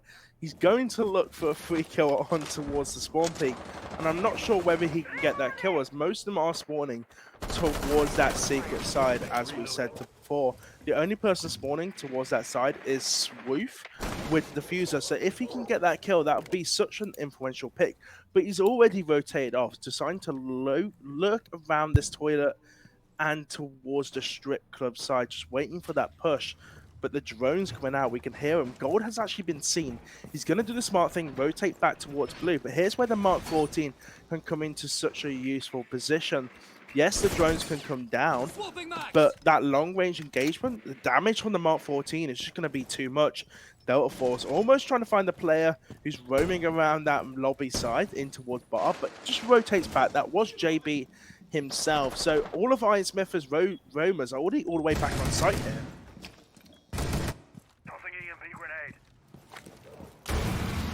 I think my guy's gone for a little sorry. walk. It doesn't look like Iron Smithers want to roam or aggressively trying to map control, as you see teams commonly do, because you don't want the attackers to be able to get hatch control this early on inside of the match. You want them to at least get it when there's like maybe like 45-50 seconds left on the clock, and you maybe got a pick or even just wasted enough time for the attackers to not really be able to do anything to throw them in a state of panic. But at the moment, Didn't Ask are just in the map, and Iron Smithers are not impeding their way whatsoever. A minute and 20 is left on the clock. Rooney Gates still up as well. They easily can be dealt with some utility. And I feel like Iron Smithers are just giving them so much ground to cover, and you know, it could pay dividends, and it could not work well with you. At the moment, it's not working well for them, because Doozy gets the first kill onto JB inside of the site with a nade. The nade was beautiful. They're almost just another, but actually Doozy takes most of the damage there.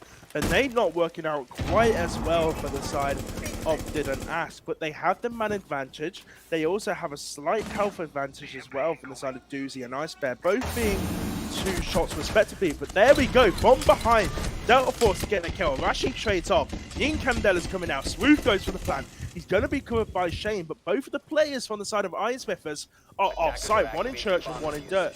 The second smoke canister will be popping out here, and now the retake is back on the cards. 30 seconds left. Swoop gets a kill onto Arashi, and Shane clears up with the kill onto Iron Smithers from the hatch. And now Didn't Ask take a 5-3 advantage here, going into the 9th round here. Faux show, they're running away with it. Yeah, it's just, again, defense is not looking good on that basement side. I said it, I feel like Iron Smithers are just giving them too much ground early on for the attackers to be able to control, and you can't do that.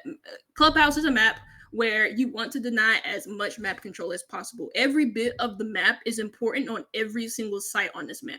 Basement, first floor, second floor. Every bit of this map is very, very important. I mean, you could argue for second floor, or you could just say for second floor that basement's not really that important apart for CCTV when you think of oil pit or even a basement roam to like come up the main stairs behind the back line of the attack if they're all the way over a master bedroom. But even then, I feel like Iron Smithers are not doing enough to counter anything that Didn't Ask are doing. Sure, they're bringing like Aruni, they're bringing Kaid, they're bringing these really good ops that can impede progress, that can slow down the attack, but they're not physically doing anything themselves in order to make sure that Didn't Ask are having an uncomfortable time, entering the map, let alone taking map control in it. So yeah, I think map control is the king of Siege. If you get map control very quickly as an attacking side, like Didn't Ask are doing, then you've got a guaranteed formula for success in a round. But Iron Smithers are going to go towards that gym bedroom site, as we said before. And this is where they need to get around. If Didn't Ask win this round here, then they go to match point. And Iron Smithers will have to win 3 rounds in a row, with all sites being opened here, though. So it's going to be very difficult if Didn't Ask win this round. But there we go. JB being taken off from that Raptors position there. And Ice Bear is going to be trying to clean up and try and get a kill for the trouble, but he won't be able to find anything. Rotating back down towards that oil pit position there. Now, Didn't Ask have a man advantage. They've taken Wamai off the board. Not only Wamai, but the top flag for the side of Iron Smithers there. We're actually getting a bit aggressive, as well as Gold. He manages to down Delta Force, but will there be anyone close from Didn't Ask to get a res? Delta Force gets himself back up there, and Swoop gonna get the kill from the repel there. I don't know why he didn't though. Yeah, Gold is low on HP, took a lot of hits trying to aggressively defend that position over by CCTV Cash, which I did say I felt I wanted them to do more, because I feel like they're not denying enough map control. But then again, I felt like maybe JB overplayed his position there, overpeaked it into the LMG of the Finka. Though Gold does find a fight back. That is the Finka down for Didn't Ask, and that's a lot of utility off the board. You take those stem pistols, those stem charges off. You take the Gone 6, you take the LMG off, the frag grenades, adrenaline surges. Like, you take all of that off of the board for the attackers, and that's one of your main names in playmaking it off of the board, because that's your main entry fragger. Delta's been really good at getting these. Actually, no, it's not been him, but he got the opening pick inside of this round. And again, that's your Finka, so that's really, really good. But Didn't Ask have some map control over by CCTV Cash. They're already like throwing off some utility. They're getting rid of some themselves. A minute though is left on the clock, so time might get a little bit too low for them to be able to work with. But we'll see how they execute it. Well, they haven't cleared logistics yet, and that is also one big thing that they do need to clear. But from the side of Didn't Ask, they have 4 players who have been all contributing to the team equally. Whereas on the side of Iron Smithers, you've got 2 real people from the side of Gold and Ice Bear who are still alive, who have most of the kills. But here comes the drones, 30 seconds left. This is where you want the execute to happen. Swoop is going to have to jump over, but I wouldn't want Swoop to do that with the diffuser. He's going to do it anyway. Will he find the kill? Actually, they vacated from the side of Logic here. Gunfight's going off in all situations. Will he find the player? He does get the kill on towards Ice Bear. Nice shot there from the side of Swoop. And now they have site control. What was Trev doing there? Arashi gets the kill. He will get killed though. Swoop is going to get the plant down. It's all up to Iron Smith. A nice kill with that SMG. All he has to do is find the kill for the player who's planting. But the plant goes down, and now he's forced into a post-plant situation against 2 players on the side of Ask who are in a crossfire position, in very good positions. One of them swings off. They both swing at the same time, and they will get the kill. But they need to coordinate this correctly. And there goes the swing. Now Shane is in a limited position. Now they know where he is. The shotgun's going to come out from the side of Ironsmith. The flash comes out. He won't be fully blinded hit. But Shane's going to do the smart thing. Rotate out on towards Highway. And now we have to deal with towards Swoop being fully flashed there. How has Swoop not got the kill? Ironsmith gets the kill, but look at the timer. 6 seconds left. There's not enough time for a diffuser. And didn't ask. Even though Ironsmith gets the kill, he doesn't even know where the diffuser is. And there we go. Didn't ask take a 6-3 advantage here, though. 6-3. Match point. Yeah, they really turned it around on this attack. I've had some issues with their defenses, like in particular. I just actually I can't remember what my thing is. I'll probably remember it soon. Nice. Can we all have a round of applause in the chat? Put an F in the chat here for getting his line of thought. You're an asshole. But no, I mean that was just whoa. There's no. I mean they turned it around. You know, we talked about defensive halves on the on Clubhouse, how powerful defense is. Didn't have too good of a defensive half on Clubhouse, but you know they turned it around for their attacks. Didn't have as good of a defensive half on their on Clubhouse, but they turned it around on their attacks. But you could argue that Iron Smithers are just making it a little bit too easy for them. In that last round, you know, the one thing that really screwed them over was losing that opening pick from opening pick of JB in a catwalk, which Gabe didn't ask that confidence to be able to take control of catwalk and then in turn take control of CCTV cache, because Gold could really play his position in there. He didn't have any support. He didn't really have a lot of utility to play behind, and so he just backed off quickly. He took a lot of heat as well, and then in that post plant, you just saw it. They played that perfectly well despite both of them dying at the end of that round. They just held crossfires. They wasted time, and the mute players just didn't have enough time to work with in order to defuse the bomb. So defuse the case. But a lot of good work there from Didn't Ask. But again, I feel like maybe Iron Smithers are just making it a little bit too easy for them. They're having as poor of a defensive half as Didn't Ask are at the moment. Well, Didn't Ask are on match point here. They only have to secure one more round, and to do it, they have gone towards that bar site here. And they have bought the Echo, and they bought the Castle and the Oryx. 2 players from the side of Iron Smithers are going over 10 kills here, 10 or more kills. So those are the 2 influential players. But the side of Didn't Ask, they haven't got the OSA. I don't know why teams, maybe they just didn't expect the side of Iron Smithers to be playing from this bar side, but without that OSA, it may be a little bit more harder for the side of Didn't Ask to get this attacking victory here. Uzi Wall's already opened for the attack of Didn't Ask, and it looks like they're trying to work a pinch maneuver over towards the second floor of things. You know, they're pinching in from the north side, or the CCTV cache side and Jacuzzi Wall, trying to really put pressure, push Iron Smithers out of this second floor hold. And it looks like one player has already dropped off using a my disc in order to maybe waste some more utility from Iron Smith from Didn't Ask. This is a drone though from Shane. Is he still hanging about on Jacuzzi Wall? It does look like he is. He could catch the Oryx off guard, and Oryx wouldn't be able to react quick enough, though Ice Bear is able to hit his shots onto Delta Force, and again, that's the finger off the board at the beginning of this round. With that finger gone off the board, that's been a very recurring theme here with the side of Didn't Ask. They've lost that finger very early on. But look at Ice Bear taking a lot of damage there. Gold instead gets the kill on towards Shane, but they have a player trapped in towards this bathroom side. It's whether Ice Bear can do enough damage. Oh, JB, Gold Ace gets another. Will it be a flawless? Bottom the side of Iron Smith is no. Destroyer gets a kill, but he's in an impossible 1 versus 4 situation. He gets the kill onto Ice Bear. Will he find the other? No. Arashi from behind, from that main stairs situation, gets around for the side of Iron Smithers here, and they will go up. They will go to a score. I am messing up my words here, of 6-4. And they are 2 rounds away, Iron Smithers, from going towards OT. But to do it, they're going to have to win 2 defensive rounds, which is not impossible here, though. They can do it, especially when they've got Jim and both the bottom floor available. Yeah. Let's see what they do. Gym bedroom wasn't that bad of it. I think they just shouldn't go to basement. Basement is not a site. It's clearly basement is clearly a site that they're not good at CC, I think CC would be fun for them. They just need to Yeah.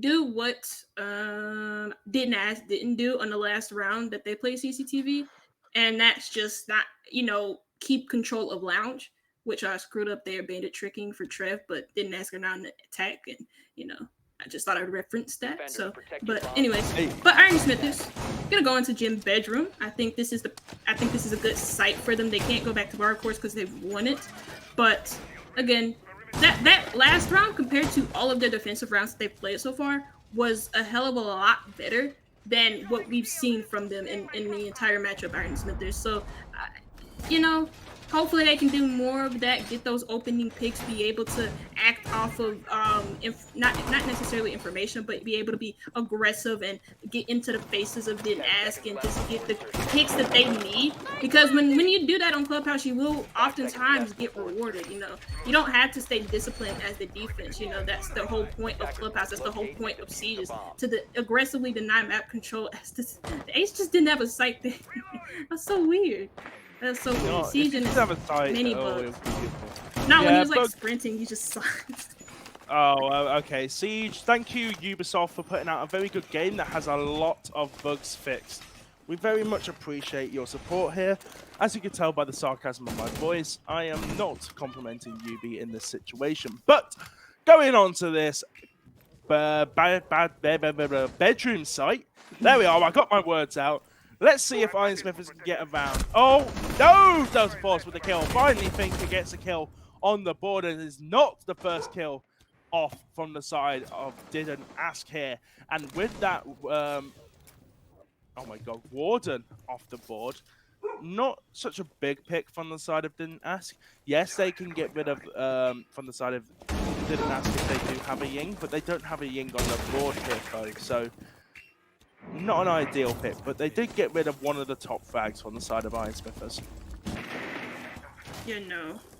That's gold off of the board, and so that means if a player dies on one part of the map, that map control is going to be given to the attackers, and so that looks like it is CCTV cash. Most commonly, you will see the warden play onto those red stairs, use his glasses in order to not be stunned, not to be stunned, to be able to counter those stuns and be able to peek behind the shield and easily kill the oncoming attackers because they don't expect the player to peek into a flash, but a warden will do that.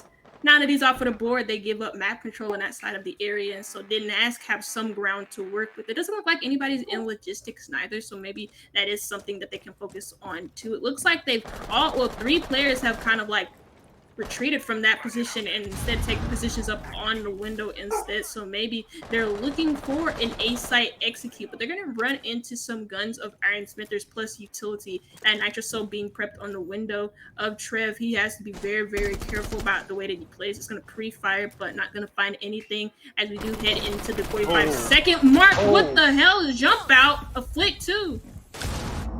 But with that jump out, they have done a lot of damage, and there goes Ice Bear again. Iron Smithers, a bit of a questionable move here when you're on match point, and Doozy gets another. It's all up to Iron Smither, the captain of the team, to save his team. 6-4 down, Plant's going down, Flash is coming down the main stairs.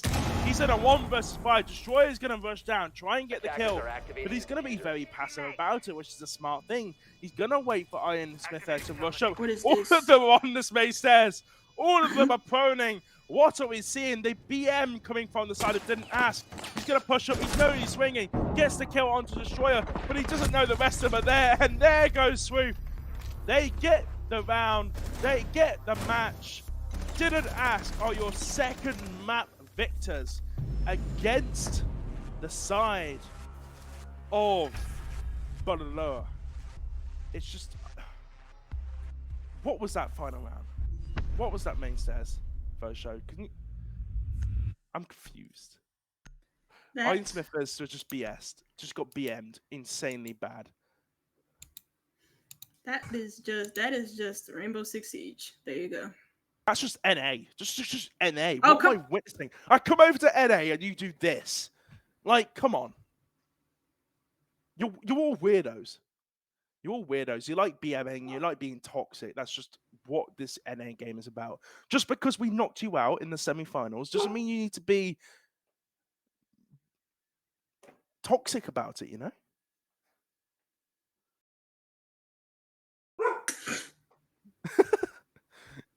Are you alright there, Faye?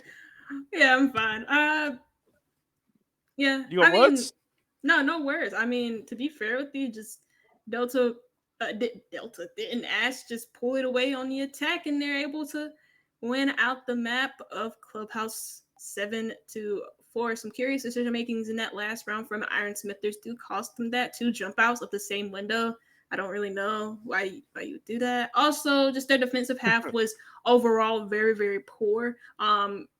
Considerably worse than didn't ask. And that is round 2 over and done with. We are gonna go into a quick break, and then we'll be back with our round 3 matches. So do not be going anywhere soon. DAL will be back with you in a couple.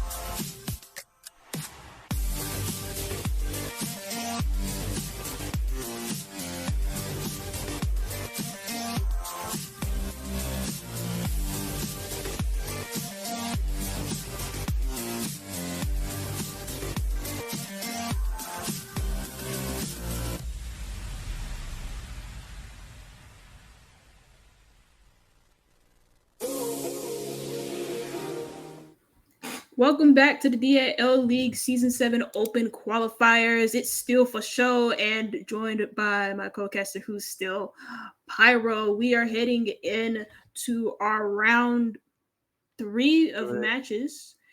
And we actually have a bit of an interesting one. It's Saint Street versus T3 Rejects, and I'm gonna play spoilers again like I did last time. We're gonna go ahead on to Clubhouse. Yes, we're gonna be playing Clubhouse twice in a row, and I just know how much Pyro loves that.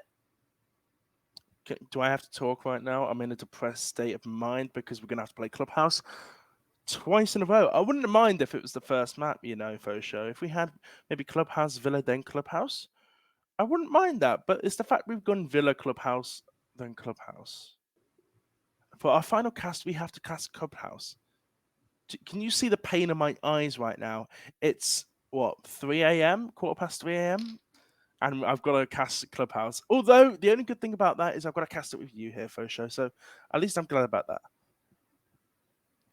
Yeah, I'll play you a song on the world's smallest violin, just to cheer you up.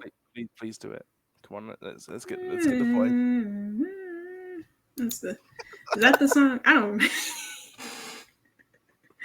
But yeah, we're gonna be heading onto Clubhouse. We almost have every single player in the lobby, so be patient with us. The first 2 games were it's very interesting for the first 2 games of open qualifiers, and I'm hoping that let's continue in this matchup. The first match was pretty straightforward. The second match, not so, but this third matchup, well, I think it'll be a very interesting one. You got some interesting players on T3 Rejects. I've seen a couple of them over in the other leagues, like the SFCL, for example. More specifically, T3 Rejects is who I'm talking about. Obviously, JJ Ballsack is a interesting member of the community. He's a very outspoken person. You'll see if you see his Twitter, you'll know what I'm talking about.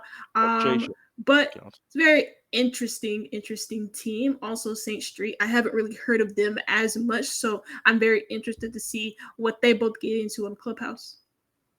Yeah, I think what you mentioned a very outspoken point, but T3 Rejects or Saints, I haven't casted any of these teams, so it's going to be quite a surprise to me. You seem taken back by that, but you have to remember, No.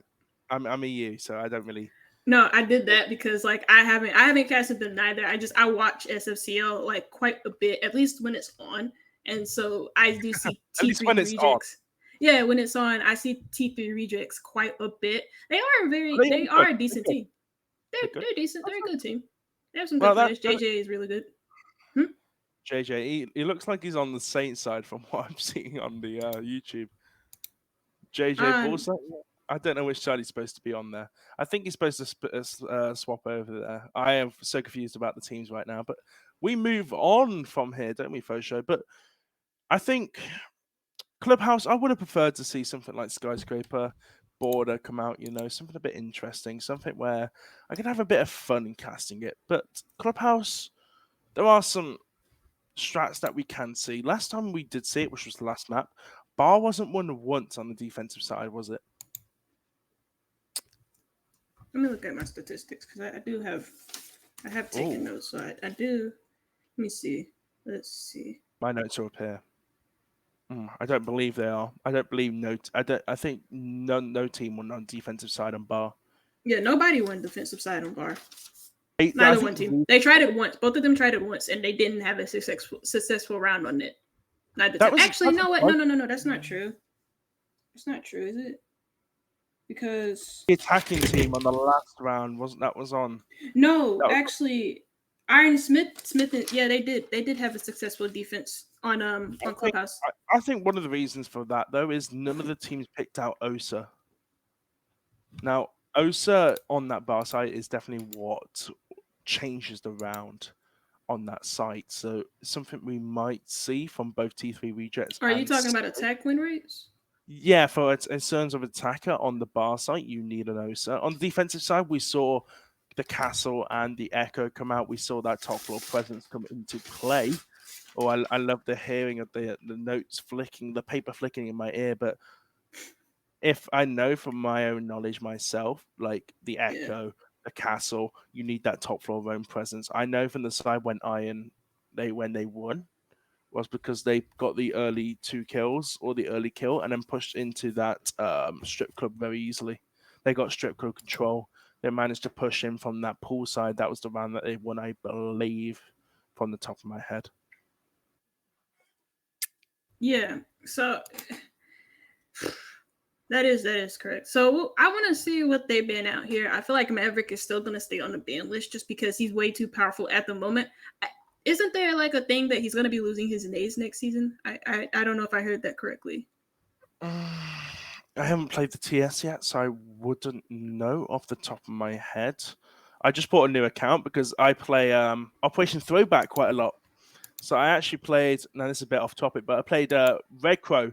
Now, shout out to anyone who played in year 1, season 4. But I like to play how quick the leaning was, how quick the sprinting was. I mean, the ADS on Ash ACOG. I got to play Ash ACOG and Jaeger 416 Carbine ACOG. Do you know how happy I was yesterday? You don't look too proud of that.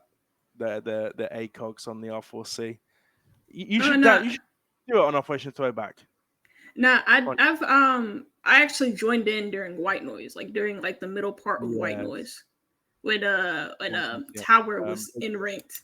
Tower, oh my god, Tower in ranked. We can talk about some stories, but do you know what? Do you know what's really annoying coming into next season? The removal of Bartlett from custom games. What's the point of that? Bartlett is such a good map. Now I can only play it in situations on Article 5. Seriously? Do you know how hard it is to get an Article 5 game? I was on console. You play on co-op? 40 minutes it took me to find a game of Article 5 on console.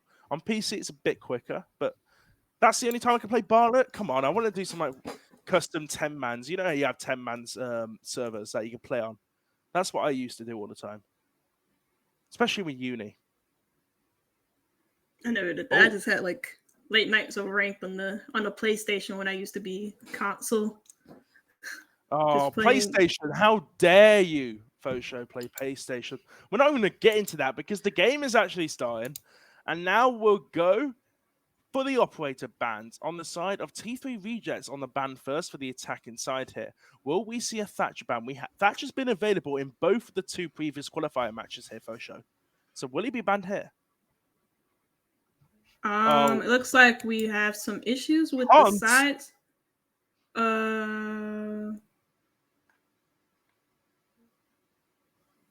Yeah, we have some issues with the side. Saints are supposed to be actually on the blue side, and T3 Rejects are supposed to be on the orange side. And obviously, the sides are switched, as was evident in the player chat. So you will see our faces yet again, and maybe we'll probably look to take a break because there's not a lot to talk about in the open qualifiers. We can talk about it. Do you see my resting annoyed face right now? No. You don't. No, I see it. You don't look annoyed. You look very tired though. You got like a ring around your left side eye. It would be.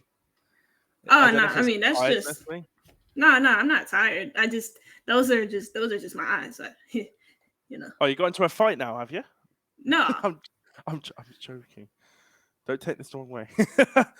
But no, I mean, rehost in the first part of the round, which is fine. A big congratulations to Hans there. I'm just going to clap on the stream because it's funny. Fire you. Do it. I am big personality. I am happy boy for DAL right now. But no, I think both these teams, from what we saw, I don't know what else is there to talk about from Clubhouse side. Because as you say, the thing I want to mention is maybe Thatcher might be banned. But if you were a betting man here, Fosho, what are the odds that Thatcher will be banned? There's a good chance of him being banned. I just think maybe if I can actually get the bans up on my you'll hear the paper again. Wow. I'm so sorry, you'll hear the paper again. But I think for Iron Smithers, for them banning Osa, it was probably a tactical reason though. They probably looked to Osa was bad. Yeah, because they banned her. But it was probably a tactical reason for them to ban her because they probably like the bar side and they have a hard time with Osa, as does any other team. They won it on When Osa defense, is in didn't they? play. Hmm? They won it on the defensive side, They didn't won it they? on their defense. Yes, they had a That's strong probably top why. four hold. Yeah, I remember. I remember that. I Yeah. don't have to look back at my notes, but I That's remember probably that. why they won, though. The lack of the Osa. Yeah, I wouldn't even say that's the lack of the Osa. Osa is mainly used for like first floor, and the reason why didn't ask one that or not didn't ask sorry the reason why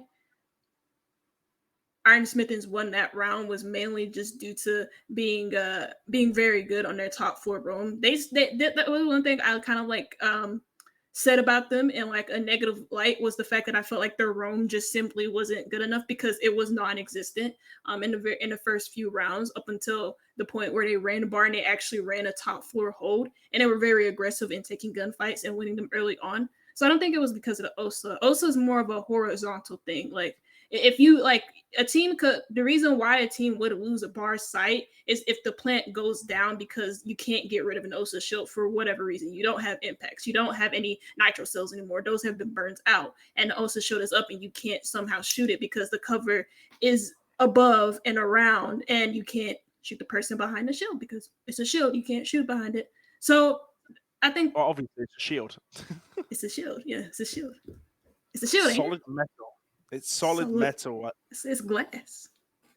There's a bit of glass, Bulletproof. but bulletproof in it's metal with bulletproof graph in the inside parts, isn't it? So Yeah. I doubt you could lose, but I think you guys would know more about army stuff than I would, considering you're from the US. Uh, Don't even lie to me, man. well, I mean, specify army stuff. Everything to do about military, like No. guns. Come on, does your parents own a gun? Hmm. My grandmother did, yeah. What? Yeah. She owned a deagle. She showed it. I was like a kid and she showed it to me. I was kind of shocked. I never saw a gun before that A moment. deagle. Your grandma, the Yeah. grandma who's supposed to be arguably stereotypically here, sweet and loving, who give you gifts. Nah, she was Owns sweet and a loving. deagle. Owns a deagle. Yeah, she owns a deagle. She's sweet and loving to me. She loves me. Not to everyone else, though, who rock up to the crib. Yo, grandma. The Pulls out a crib. fucking deagle. Nah, like Oh my god, man. Oh my god. You burned my brain. I didn't think you were gonna say grandma then. I thought you were gonna say dad, mom, maybe like a distant cousin, an nah. uncle. I don't know who else owns a Grandma. gun in my family. Actually, you know what I do? I have a couple of uncles who do, and then I have an aunt. But like Do you know how many in my family own guns? none. 0. Because we're not allowed. I own an airsoft gun. Does that count? Yes, I heard a lot about airsoft guns. I've had like a couple of BB guns as a kid. My mom, I got one it was like a little hunting like rifle BB gun. I never Do you know, really used it, but yeah. do you know what's good for home defense? I've seen this video where you get a BB gun, but it's like a grenade launcher. And when someone comes to rob your house, they'll be like, you just pull out this grenade launcher airsoft gun. Oh man. And they're just going to run away because it could be real, you know? But anyway, that's enough of the sweet talk about guns. We are finally going to get into the match here for map 3 of this qualifier between T3 Rejects and Saint. Now, back onto the attacking sides. We have Saints on the attacking, so T3 Rejects are going to be first one to ban on the attacking side. Now, operator bans here, Fosho. What are we thinking?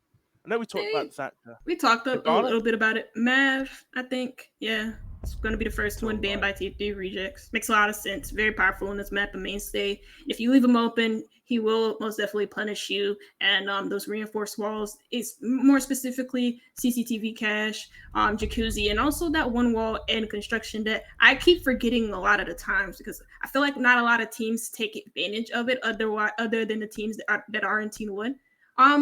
Amaro is a ban as well for Saints. I'm not too sure what to think of it as a good or bad ban What? because there are a lot of windows. She does have that surprise factor. There's also a lot of hatches here on Clubhouse.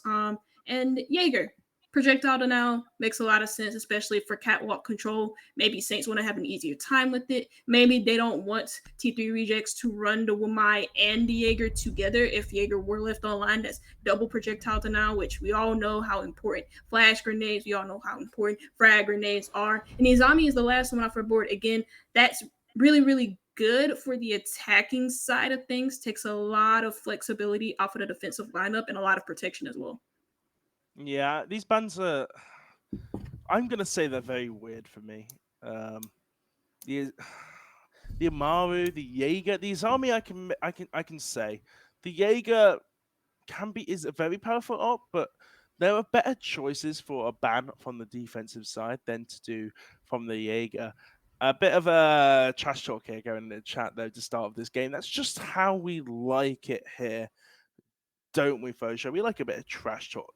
I told you, T3 NA rejects. special. A lot of personality in T3 rejects. They all like the trash talk, especially JJ. If any of the viewers watch SFCL, you would know exactly what I'm talking about with JJ. He especially loves it, and I you know what, as the typical NA fan, I love trash talk too.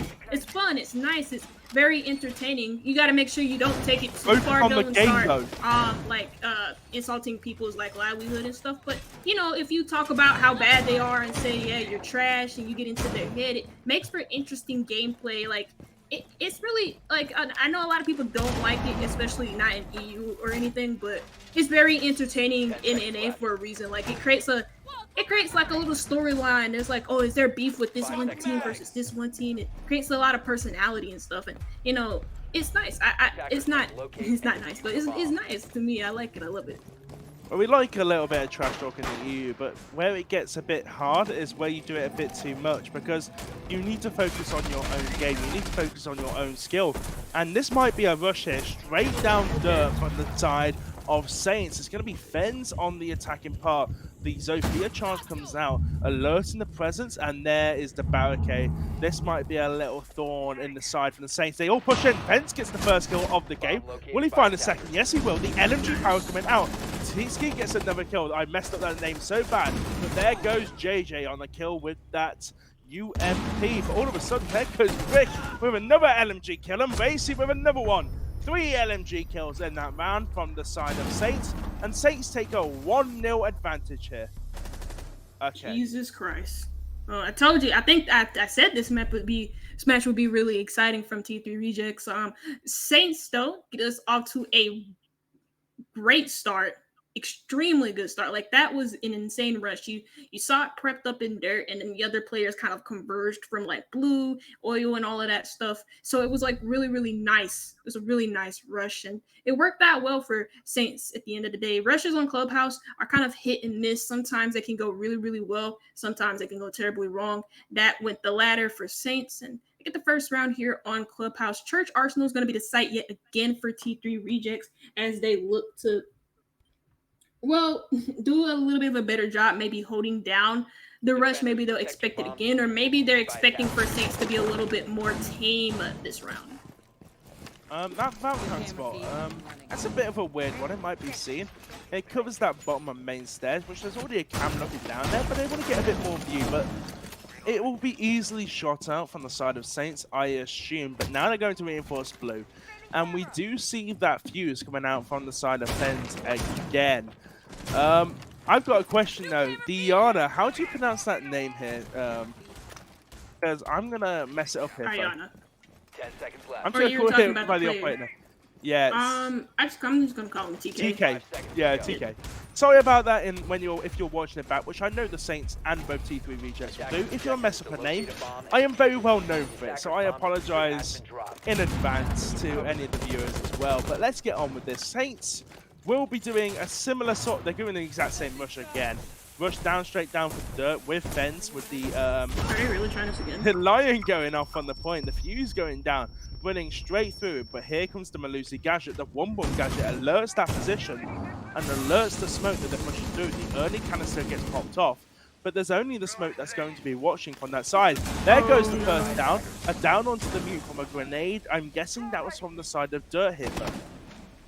Yeah, this is some good adjustment though from T3 Rejects. They recognize that the rush happened last time. They know that Saints got the wall open in dirt, and so now you see them holding off the Saints attack in dirt with 2 smoke grenades. Yes, the smoke grenades are being used earlier. I wonder if maybe T3 Rejects are going to play for a pick. You see one player swinging JJ over by AK is going to try and swing, but that's really risky. I don't really know why he did that, not knowing that a player was close by, and he's the first player down, out for T3 Rejects.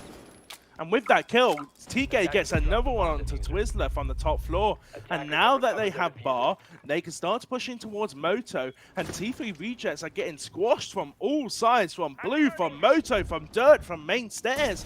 Here goes the hatch. The fuse will be used from above at the same time as well. The drop actually from the fuse. He gets the kill. Basically gets another one from the main stairs. And now it's all up to Riot from the top floor to save the round. It's in a 1 versus 5 situation against the might of the Saints team. He finds the first kill onto Hayuki, but will he find another? He's free-firing towards main. Riot has to push down here. He's in a post-plant situation. Time is very much against this lad. The 2 pings come out. The yellow pings are coming out. He does see, but Brickmaster is just a lot better than Riot. He gets the kill. And Saints, a 2-0 advantage here, foe. You're gonna see some John off in the chat. Come on. Every round, that's the words on the lips of the viewers as well as me. Like, come on, I hyped them up. I hyped T3 Rejects more than I hyped up Saints in this matchup, and I'm kind of feeling a little bit let down. That was Basement twice in a row tried out for T3 Rejects, and again, they fall victim to the same dirt rush / blue pincher maneuver that Saints worked together with. And you saw like just the early picks coming in. Like I feel like JJ kind of like, I don't really know what JJ was doing, trying to reposition himself right in front of the dirt doorway. I know he was trying to put himself onto the counter, just holding the cross for that run in through the doorway. But again, that just really was the domino that tipped over T3 Rejects in that round. Now they're not going to try church again, so that is a good sign. Instead, they're going to go on to the tip-top floor of Gym Bedroom, not CCTV Cash, because we mentioned this in the last match that CCTV Cash is not a favorite site among defenders anymore,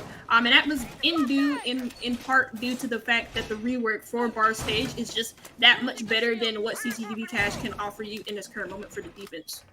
Yeah, I think we talked about the Bar side and how better it is than that CC side, but we're not on that side, we're on the Master and Gym Room side, so they're going to be holding towards this cash and CCTV room, also in towards logistics. So that is how T3 Rejects are going to push it. What the question is how Saints are going to push themselves, reinforcing all 4 walls there, and we do see a billets coming from Hayuku here, so we're seeing a similar train to what we saw in the previous 2 rounds here, which is a rush mentality coming out from Saints. They're going to try and get open this jacuzzi wall very quickly, and they're going to rush through and try and get a plant, because they know that the majority of the T3 Rejects are towards that backhand site here. The mute jammer's on the wall, but it will be immediately taken off, I assume, from Racy there on the Thatcher. Yeah, so here it comes. The Thermite's going to be opened here, and the Blitz is going to come running through that breach code. Oh god, Saints are just so aggressive in the early stages of the round, but might it be their downfall? Yes, Brian Bino find one. Haiku finds a nice headshot onto Twizzler, and now we're seeing T3 Rejects at their best. They're shutting down the rush. They expected it, because when Saints open up a wall, they think they opened up an avenue into sight, and they just run right in and take the space. And T3 Rejects in the last 2 rounds, we're giving him it, and they're also giving Haiku these 2 picks. Not too smart from T3 Rejects. He has all 4 flashes. Yeah, no, you can't. They can't do that, because this is Blitz. You got to work together to take them out. If you just rush them one by one, that's basically like catnip to a cat. Like you can't do that. Yeah, it's mad from what T3 Rejects are doing. They're getting way too aggressive, but now they've got the situation here. They've got the crossfires. They've got the crossfires. One swings out from Logi, one swings out from 90. They're bound to get the kill on towards Hayuku, but there we go. Bino from behind gets the first round for the side of T3 Rejects. They won on their Master Bedroom side there. And now, where are they going to go? Are they going to go to Bar? Are they going to try below? Are they going to go to CCTV? I sound a bit like one of those people, one of the announcers at the auctions, and we're gonna go here, we're gonna go there, we're gonna go every single way. And that is what T3 Reach are gonna do. They're gonna go to CCTV here, foe. Interesting choice. Interesting choice here, as I actually did write that down before they even picked it. That was an accident. I did not mean to do that. I thought they picked another site.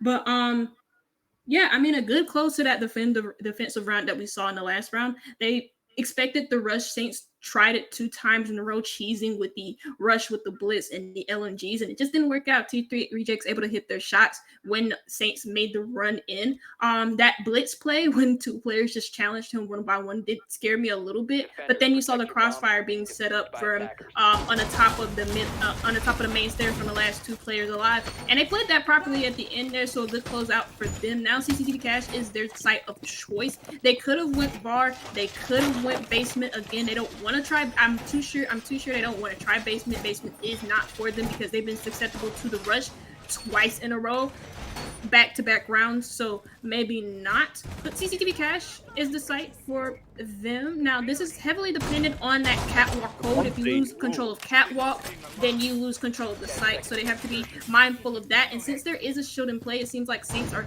going to try the Monty, not the Blitz this time, and that is a good call because Monty for catwalk control is a hell of a lot better than Blitz will ever be rushing up here because of how protective Monty can be with his shields being able to extend, whereas Blitz is very vulnerable if you're able to shoot him in the feet while he's sprinting at you. The only issue is, look at the side of T3 Rejects here. They have JJ on the Legion, which is a massive thorn in the side for Haiku on that Monty, as if you were Blitz, you could easily rotate back out. But with Monty, it's very hard to rotate, especially when playing that garage position. If you have one player from T3 playing that bottom garage area and one playing on that rafter side. But look at JJ just playing on that CC. Such a ratty position. And I think that's how he likes to play here. But Fens is going to be the man we're going to be looking out for on the Nook, is whether they can push him very quickly. But we see the player playing in lounge. It's going to be Twizzler here, who's going to be in control of watching on this push on towards that rafters with the Monty. Let's see how this works out. Haiku on the shield this time, like he was in the last round. St. Fens gets downed by Twizzler. He's trying to lurk and find an isolated pick by himself, but wasn't really properly droned in, and so Twizzler was just able to catch him off guard. St. Fens tried to entry silently, but he couldn't find anything. Instead, finds himself on the end of a bullet. Now, we're approaching 1 minute and 30. JJ's warming up. He's found himself too with the run out through the main wall. And now look at Monty going up these main stairs. He has no support around him, and you know how hard it is for Monty to just push up these main stairs without any support. With all of the use on the board from the defense, the impact nades, the Legion mines. Now Haiku's dead because of the LMG meta. Nope. Riot ends off that round, and it is another round, 2 in a row from T3 Rejects. They're starting to heat up. That's a lot better of a round. They isolate the players. They get the 2 with the run out from JJ, which basically sets the round in motion as their victory here. But now wherever they're going to go, they are going to go towards the bar stage site here. And will they bring out the most important characters, which is that castle and that echo?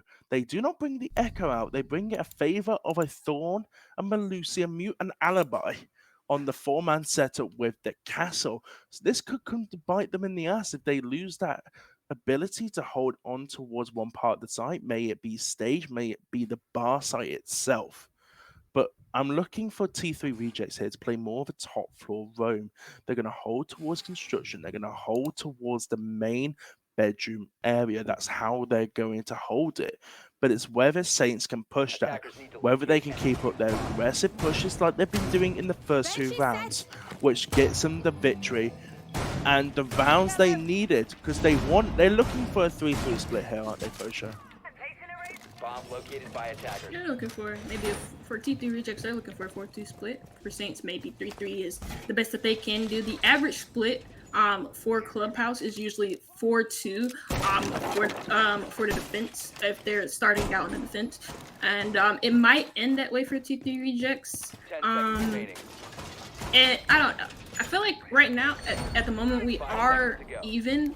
Saints are trying to get aggressive. They're trying to get inside of the map maybe a little bit too quickly. T3 rejects are able to adjust, very well, and they're able to shut them down on those fast entrances. So as long as they keep that up, T3 rejects, they might find themselves at the end of a 4-2 half. For Saints, they need to calm it down just a little bit, maybe not giving too much respect to T3 rejects. They were bantering a little bit. They were kind of trash talking after they won those 2 rounds. Even in the middle of that blitz round where Haiku was in a 1v2 or 1v4 situation, you got 2 kills. You saw some trash talking there. So maybe there's a lack of respect going on here from Saints that they probably need to give to T3 rejects. Now, this round is going to basically go on whether JJ can hold down this strip club area. He's got 1 player to contest with, actually 2, with the entry from Brick. Will he get the kill from behind? There is the barricade on. The drones come out. They know he's there. They see the drone. He's going to rotate towards the other side of the entrance. With that barricade being open, now he's put a lot of pressure on the side of Saints to get control in towards this strip club. Him playing in changing room. And Bino is now coming on for his flank. He's now coming up for cover. This could be a very hard... Oh, there we go. 2 kills come out almost immediately. JJ falls down, but they get a kill on towards TK. I believe that was Brian there from the kill from that construction window. So now in a 4 versus 4, 1 minute 30, the only thing that Saints have managed to achieve in this time is get control of Strip Club, which is still a massive feat for the side of Saints. They get control of Strip Club. They can kind of look at the up top angle from that window. You see the Habana on looking towards that hatch. If they try and go for an 8 execute, that's where T3 rejects are going to have to peek up at. But they don't have a player on a gym window. Riot finds one onto Raki, and that steers Ophia off the board. So a lot of utility going for the attackers. Haiku makes his way at the front door entrance. So it looks like maybe Saints, they have control of the full site, but they don't have control of the second floor. There's still some players on the top floor. They just try and rush in, and it's not working. Twizzler finds one. There goes Bride to fall, but still T3 rejects still in the lead. Twizzler dropped off into pull from Hatch, and he's not punished. He does get a drop shot kill into Fins, and that's another round for T3 rejects. That's 3 rounds in a row now, foe, and they're starting to get the momentum they need to start winning this round. Saints are almost going to be on the bad end of a 4-2 split here, with T3 going nearly, they're 3-2 up now on the defensive side. They've turned this completely on its head, and this is where trash starts to bite you in the ass from the side of Saints. They're not saying anything in chat now, are they, foe? Probably a little bit tilted, I imagine. Teams do this when they're talking a lot of crap sometimes, and when they're talking a lot of crap and the other team tends to get like momentum and they start to carry it and they start to win more rounds, the other team who's originally trash talking just goes quiet because maybe there's a lot of tilting going on, like they're doing a lot of weird things, to get control of Strip Club early, but then they don't even attempt to go for second floor pressure. They didn't try and take the site, even though again you have a lot of other players to worry about on the top floor. So maybe that's something that they're probably talking about. Maybe that's something that would tilt them. And I mean, I'm pretty sure, I don't know the personal relationship between these two guys. I imagine that maybe in game it's not so great. I don't know how it is in on out of game, but both of these players, both of these teams want to win, so maybe they're just trying to focus on that instead of just like trash talking. Yeah, that would be the logical thing to do in this situation. But now, T3 rejects looking to take a 4-2 advantage in this first half of our final qualifier match for today. And to do that, they are going towards that master bedroom side. They see the drone of TK there on the Nook. They know last time, JJ knows last time he entered towards that strip side. So he's going to be looked to getting that free kill here. But if you look towards Saints operator composition here, they have Haiku on the Ying, and they have Fens, who's the only hard breacher available. They have 6 grenades, 2 smokes, and 3 flashes on the side of secondary hard breachers here, not to mention the LMGs from both Haiku and Brickmaster. So they have a lot of ability here to open this wall and get in very quick, and that is what they're going to start to do. TK not going for that strip-sided push here. They might be able to open this very quickly, but they haven't brought a Thatcher. So this is going to be very hard for them to get. They're going to have to use grenades to get below here, foe. Yeah, it looks like that grenade does go off without hit, so you see the It's that shotgun on Thermite. What? Okay, Sorry. so I think what they're trying to do, they're just gonna go in here and Fans is just gonna rush in. Look at him. He's just gonna rush in, doesn't get the kill because that gun sucks. Racky though does find the trade, and Bry is down, holding the close angle towards that wall, expecting them to just run right in because that's what Saints have been doing. They open the wall, they just run right in right after it, and that's what Fans had that shotgun for. He's just prepping for it, but he gets punished because again, that shotgun is not good. Even when it comes to damage, it's kind of I don't really know. I don't really like that shotgun. The worst weapon in the game. Yeah, it's the worst. Not the worst weapon in the game. The worst weapon in the game is the UMP. But it's I terrible. think it's even better than the UAB. But you have to say about T3 Rejects right now, they got one player on site, which is actually Riot. They got Bino in logistics, and one player holding the long angle, which is Twizzler, from the construction side. But here comes the push up main stairs in towards that Logi area. They got to get rid of this player in towards Jim. But there goes the shotgun. Bino gets the kill on towards Haiku, gets a second, and then Twizzler comes around and breaks up on towards Raki. So a 4-2 split for the side of T3 here. And I mean, they went from 2-0 down to 4-2 up. 4 rounds in a row. Momentum is definitely in their favor here, though.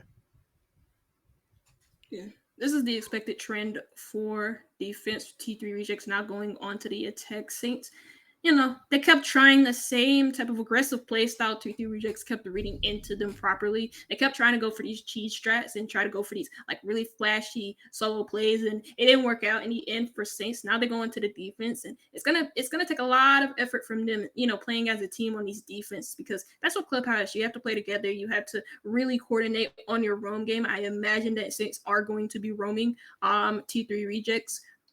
I don't I don't really have any real negatives for them apart from the first 2 rounds where they kept getting caught off guard by the same flank, by the same rush over and over again instead of prepping for it. I mean, they did adjust in the second round on the church site where they used their smoke grenades early and tried to hold off the attacking entrance, but then again, they just kept giving up the first pick over and over again, and that's where the adjustments came in. Now, in the last 4 rounds in a row that T3 Rejects were able to win on their defenses, they consistently got the first pick. Bry getting 3 of those first picks in those 4 rounds. So really good stuff from them, really good adjustments made. They realized that getting that opening pick opens up a lot of doors for them, and they realized the game plan from Saints. Get it into the building right from the get-go, and they shut them down in those 4 rounds in a row that they were able to win. 10 seconds to insert. But now what I'm interested about is what Saints' defensive strategy is. Is it going to be have a heavy roam presence to match their attacking strategy of being a very aggressive team?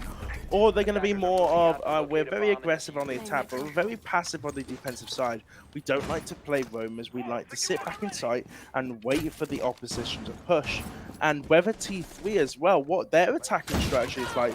But we see right now, 2 players playing towards this lounge side, playing by the bottom side of main. TK going up on that Oryx, trying to roam towards the top of CCTV, and the other player playing towards that secret side. But I get a gist of what T3 like to do here. They're entering to top 4, so in my brain, neurons are firing off, and I'm saying they like to clear out top to bottom. They like to do a full extensive roam clear, and that is going to help them out a lot due to the fact of TK on that Oryx is able to rotate very quickly here. Yeah. Sports, he's otherwise known as the fastest operator in the game, has the ability to jump through hatches, has the ability to threat Kool-Aid Man himself into walls. He doesn't say, oh yeah, but he does shoot his gun. So, I mean, there goes a plus for him. Also at the 1.5 site on the T5. Really good, accurate laser beam weapon, as it's otherwise known. Fins catches JJ off guard. That's a thermite off of the board. So if they wanted to go for a third execute, they can't necessarily go for it. They still have the Abana to be able to take care of the hatches. TK, though, is he able to get this kill? Yes, he is. Support his teammate, though. I believe St. Finn's, he did die indeed. So there you go. He died through to the wall bang from, I believe it was Riot. So Saints, they still find themselves in the lead in terms of man counts. They have that, but T3 have all of the map control they want. They start to now use Sledge to get these vertical angles open, and here is where you start to see the power of having good map control. Yes, they're a man down, but will they be able to gain this victory back and firmly into the hands of themselves and take a 5-2 advantage. That is yet to be seen. As we see the power of Cade. Now, T3 didn't get Cade once throughout this entire defensive site. So this is where we can get it is. Yeah. Fenn's a little bit annoyed there. Why don't you just Hibana trick it then? Attackers have located If you had a thermite open, you could get that open very easily there.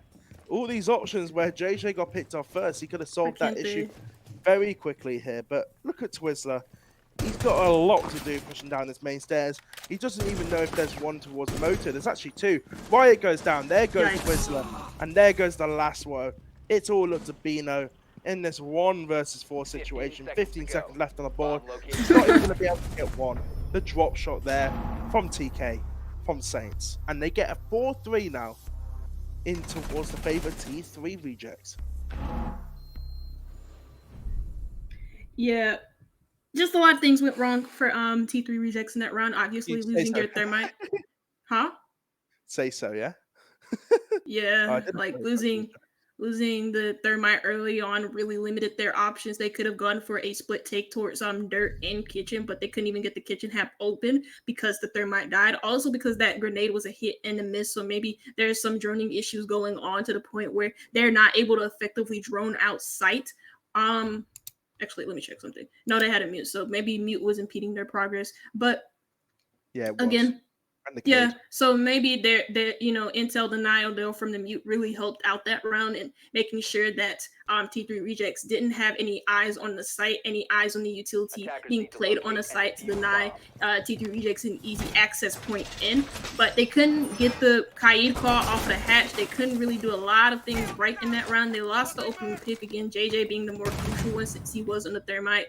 And so that is something that they're going to have to keep under wraps. Also being caught off guard rotating into stock. And usually teams, if they're going for full floor clear, you even complimented them this on a little bit when you said, oh, they like to clear out the whole map. They didn't really necessarily clear out the whole map because they didn't even drone out stock. You know, that's an important room on that basement side of things because there's a hatch in stock that leads directly into blue. And blue is a pivotal part for the defense to be able to hold on that basement side of things. So that is something probably for T3 rejects to work on if there is a full site rotation where Saints find themselves back on that site yet again. But 4-3 is the score. Very, very close game. I kind of expected Saints to turn up on the defense just a little bit. They like to play aggressive. They like to play in your face. They like to go for these early peaks, which you see Haiku doing. And T3 rejects, they don't really like to do that. They like to play, they like to play a little bit slower. They like to play a little bit, not passive necessarily, but they like to play it a little bit more smart. They don't like to go in guns blazing. I like the word of smart there. You're just saying that Saints aren't very smart. That kind of implies that situation there. I know you didn't say that, but it kind of implies that. But here we go. Saints on the defensive stride, trying to prove foe wrong here. Maybe trying to get the first kill on towards Garage. He flicks up, gets the kill onto Riot, rotates all the way back down towards Secret. So there's the first kill in favor of Saints. They're looking to take this towards a 4-4 split in this current point here. We see JJ droning out, and look how close these two players are, Twizzler and both Brickmaster there. They're so close towards each other. But here we go. Bino opening up the wall in towards Cash, trying to get a clear view in, as JJ rotates towards the con window, looking to catch out Haiku, and also the player who's playing towards that stock side. First pick goes in favor of the Saints, and it's a crucial one onto a Riot, though. Twizzler finds an entry for himself on that Finka. JJ doesn't die first, so that is a plus. I believe they actually have gotten, no, maybe not. No, I think they are going to rotate very, very soon. Actually, no, they've already used 2 of their exothermic charges. I'm not too sure if they opened up Jacuzzi Wall. I was paying attention, but no, actually, no, they didn't. They did get it open. Sorry, my fault. I'm having a brain fart. It's very, very late. But 4-3 score line, very low, not long time, but a minute left to go. Flash grenades go out, and now Saints might find themselves in a little bit of trouble here. The plant's going down by JJ. They got control of Jim, so now they can just watch out if the one might push through. But the impacts are coming out. He almost gets a kill on towards Bry, almost gets a kill on towards JJ. They're both very low. Raki gets the kill. Will he be able to find the second? But look at the positions here. Benz has to push up into 90, get the kill on towards Twizzler there, but no refrag. There we are, the refrag from Bino there. And it's all up to Raki here in a 1 versus 2. Will he get the kill? Yes, he gets the kill on towards Bright. Now he has to get the kill onto Bino, but a lot of damage is being put from the side of that one. Will he stick the plant? The plant is not going to be stick. He swings out, and Bino gets the kill with that AK-12. And there we go. The attackers finally get the first round on this defensive side, and we're 5-3 towards T3 rejects. Yeah, 1 round I'm away saying from no being... there. You were like so close to them clutching. Huh? You were like, No, oh yeah. no, every time. Yeah, because I was like, oh, please don't do that. But Bino able to clutch out the 1v1, 1 round away for T3 rejects, put themselves onto match point. Gym bedroom. Again, Saints going back to that original site. They did, you know, fairly well in the early stages of that game, but you know, just giving away picks, giving away 1v1s really screwed them over in that round. Raki, though, could have almost clutched it out first. Racy, Racy No, could have easily. I couldn't Racy mid round. I was like, oh no, I said something really wrong there. Carry on though. Off topic. Oh no! I was pretty much done with my talking point. But oh, so you want me to take over here in towards bedroom for the side of the Saints? They did just lose it though, didn't they? Mm-hmm. Is there anything you would change from the side of the Saints there, which they could do to make sure they actually win this round? Because if T3 rejects win, they go to match point. All set. You know, Saints like to go for these early picks. If they get, like, I'm not saying like go for spawn peaks or anything, but if they can find themselves the opening kill and maybe pull off a little bit. Gym bedroom, actually don't even pull off just even a little bit, because you can't afford to give the attackers space on the site, or not space but control around the site for obvious reasons, because this site is Gym bedroom is hell on earth to be able to try and anchor. You cannot anchor in gym bedroom without having some sort of extension towards CCTV cache, just because that area of the map, if the attackers get control of it, they have an easier time making their way inside of sight. They have an easier time cutting you off and removing you from your power positions. So just as long as Saints find the opening kill and maybe not necessarily pull back, but maybe look to waste a little bit more time, make the attackers a little bit more scared of their power positions, then yeah. This is a very good pick though. JJ again is the opening pick, and it hasn't been in 2 times in a row, but that is again the opening pick in the I want to say it's been about 3 rounds played so far. So that is the second time he's found himself on the end of a gun. Bino's down 2, so that's both of your hard breachers gone. They don't have anything to be able to entry inside of the map. Saints are just not even giving them a chance. They're getting these opening picks, and not even a minute has gone by. Yeah, now it's just Roy on this roof here. I don't know what he's going to do in this situation. He's got full health, and he's got 5 men to finish, and 1 minute 40 to fuse down halfway across the world. And there we go, a flawless round from Saints. We go to 5-4 in the scoreline there. You were talking about just random, you're talking about the game, and then just 4 kills pop off almost immediate there. That round was very secured there for the side of Saints. Yeah. Yeah, I did say I wanted to see them get the early pick, because they get the early pick and they're able to like and what happens? They get it on the thermite of JJ. Yeah, they get it on the thermite, and then that removes a lot of important utility off of the board. JJ just finding himself on the end of the guns of Saint Street twice in I think it was in the last 3 rounds that were played. And again, he's the opening pick for his team, so he needs to be very, very careful in how he's playing this thermite. They like to play aggressive. They like to spawn peek. That's something that they like to do. So why is it that like you're the first one out of spawn? Why isn't it that you're droning maybe for your entry players on those spawn peaks that keep happening? Because that's the second time. I mean, the last round that they played where JJ was the first pick, that wasn't a spawn peak. That was just poor droning from T3 rejects on that first floor, because they were trying to do a full map clear, but they didn't do it properly because they weren't droning, and they allowed the alibi and stock to get away with it. So hopefully that's just something that doesn't go under the noses for T3 rejects, and instead, something that they look to improve. Well, we're literally 1 round away from being dropped up here if Saints manage to find this victory. Yeah. And to do it, they have gone towards this bottom floor here, but if you look at the side from T3 Rejects, they've got JJ on the Monty, and they switched off from the book to the Sledge here, and they've made sure they brung out the Thatcher on Riot. So your only goal here is to not get killed if you are Riot. But if you look at Haiku with the mirror, this could be such an influential character from the side of Saint. It's very much against their grain of how they're playing right now. They're a very aggressive team. They like to go for the early picks, as you've mentioned before. But for this operator lineup here, it looks like they're going to go for a very passive-aggressive style. They're going very passive.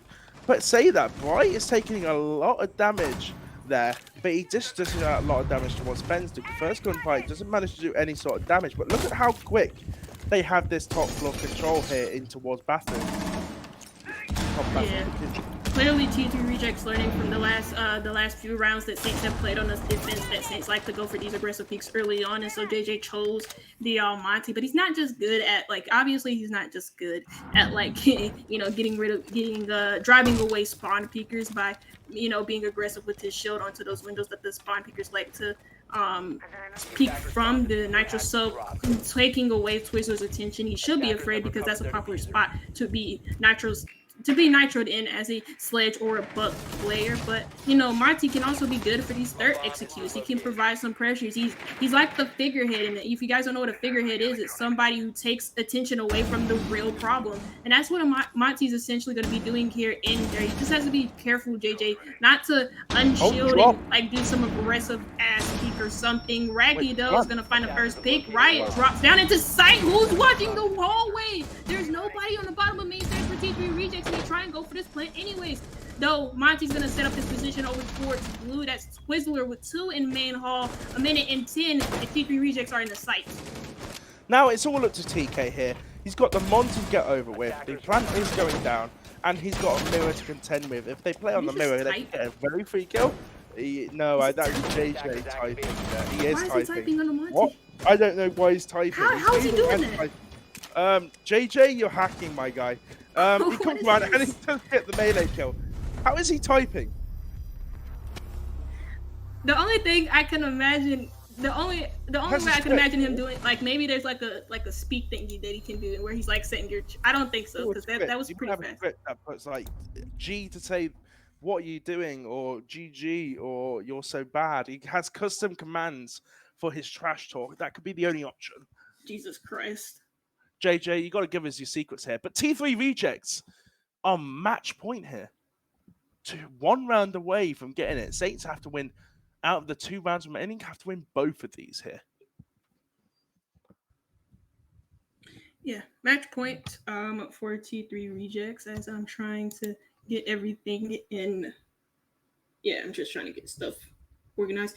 But yeah, Saints. I mean, basement is the site choice for them. It hasn't been a terrible defensive half for them. You kind of want them to maybe pull off just a little bit. The thing about Clubhouse is that you want to try and be aggressive on your own, but aggressive in a way that's wasting time. You don't want to be aggressive and not necessarily try to go for these early picks, but if the opportunity is there for you, then take it, of course.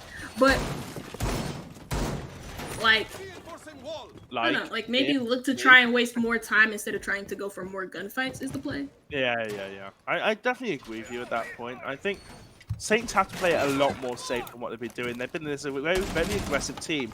Is this now the time for them to go passive, or is it a time to reinforce, double down on their aggressive plays? What do you think? Just, do the same thing that they're doing.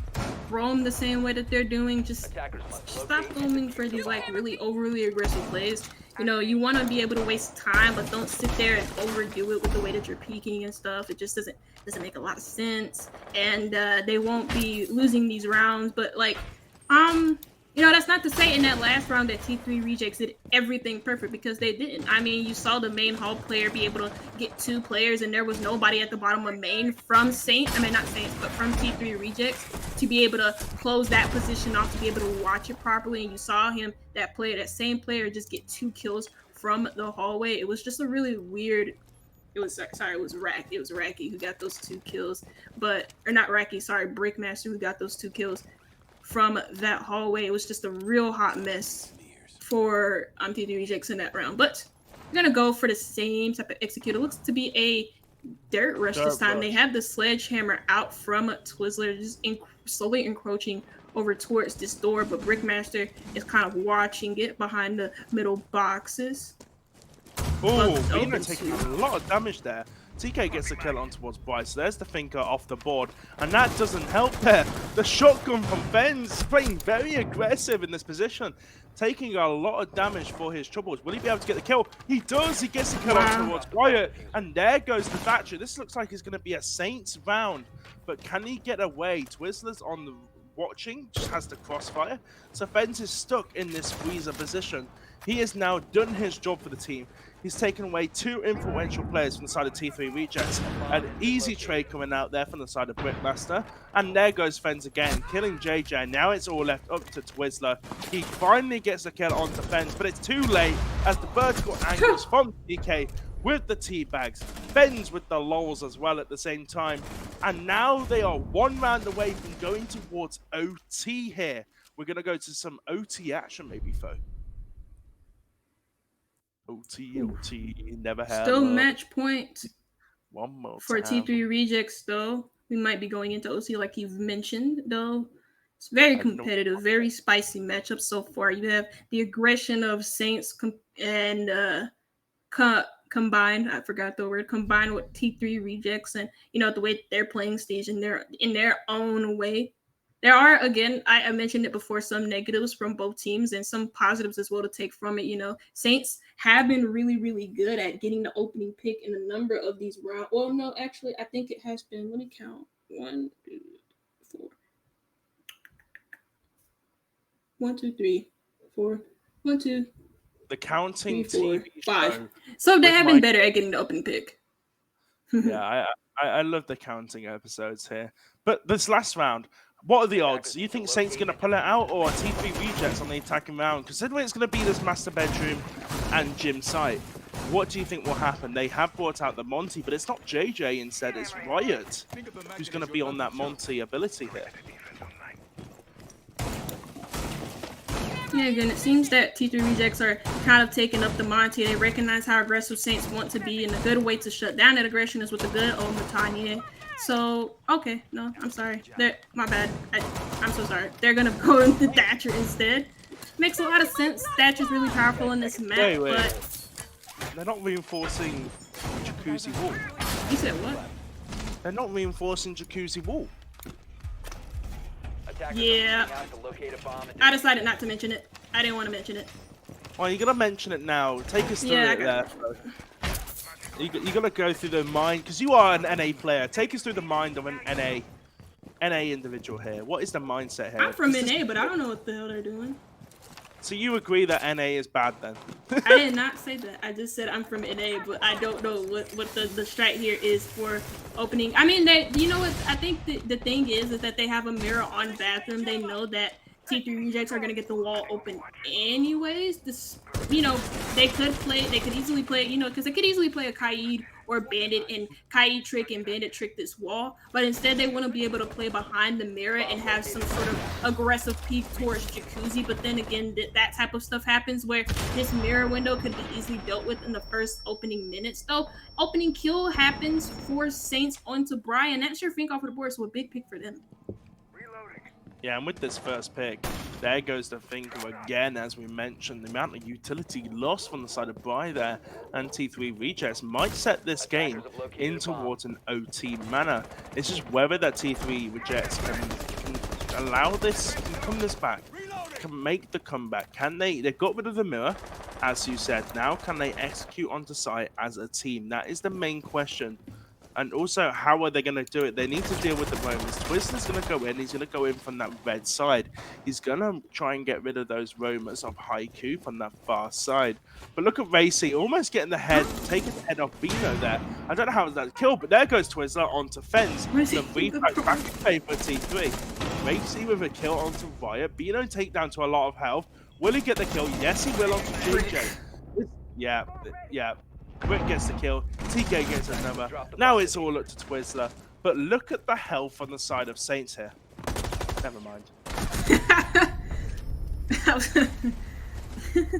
I can't believe that Jacuzzi strat worked out. I mean, I mentioned it. I understand the reason why they did it because they have a mirror on that bathroom wall. But then again, they can get if they have jacuzzi wall open and there's no utility behind the mirror, they can just easily deal with it without having to waste any utility on jacuzzi walls. So curious decision there from Saints, but it works out. They win the round, so I guess it screwed me. So I don't know. That was kind of it's a weird strat. I knew you were gonna talk about it just a little bit, but like yeah.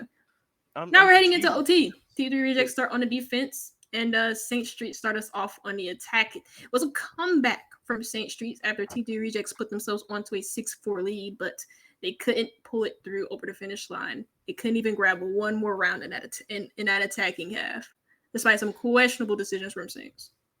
Yeah, especially that last round. I'm still in a state of vivid confusion here as an EU mind. Maybe my mind is just too small. But we're going back to that same place. And will T3 copy their strat? They have bring a mirror, and it is JJ bringing that mirror out. Not doing optimal strat, putting it close on towards the right side. I always find myself when I'm on mirror, I pull myself to the far left side of that reinforcement wall and just sneak right so I get the optimal placement. But opting to put it in towards the middle here, though. Yeah.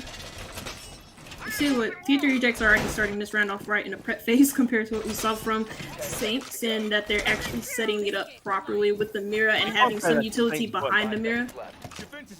What? Saints did win that round though, so you can't really. Oh yeah, they didn't know. I mean, they won the round, but that wasn't like a proper setup. Was it not? Wait, what? You criticized it.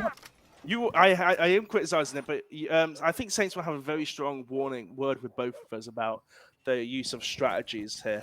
Maybe we're dumb casters. We're dumb casters, aren't we? No. No, you like to boost yourself up here. I agree that you're very smart. I'm not sure about myself though. No, you're smart. Okay. Although I study rocket science, I think I'm very bad.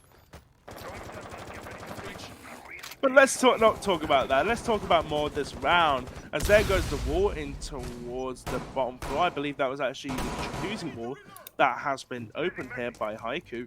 But it is a rotate. It's a portable rotate that they'll have to use to get in.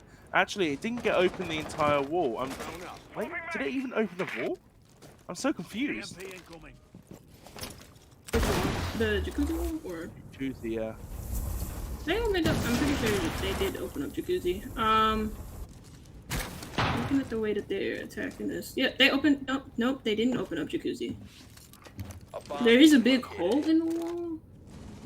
I'm trying to look at this. Hey, what? Yeah, what? Oh no, they opened up. Okay, they opened up a sight line. And Wamaya is playing in bathroom behind the mirror. Oh no, did they leave this soft? Yeah, they left it soft. They left that, okay, because they wanted to play behind, they have a direct sight line behind the mirror towards jacuzzi. Yeah, but now the mirror's going to be got open there as well. Yeah, they're going to Pitmaster gets a call onto JJ, and all of a sudden, Saints might take the lead here going into overtime. The first time in this game which they take the lead, and here comes the second kill maybe. Yes, he does, on towards Benz. There goes the kill for the side of the T3 Rejects there coming from behind. And all of a sudden, they may have a good chance here. But with that jacuzzi wall open, the mirror not being able to be used, this is going to be a very hard rotate here for them to get in. I believe what the thermite open was that CCTV wall from earlier. But the flash should come out. Twizzler is not. He actually will get full fight flashed here.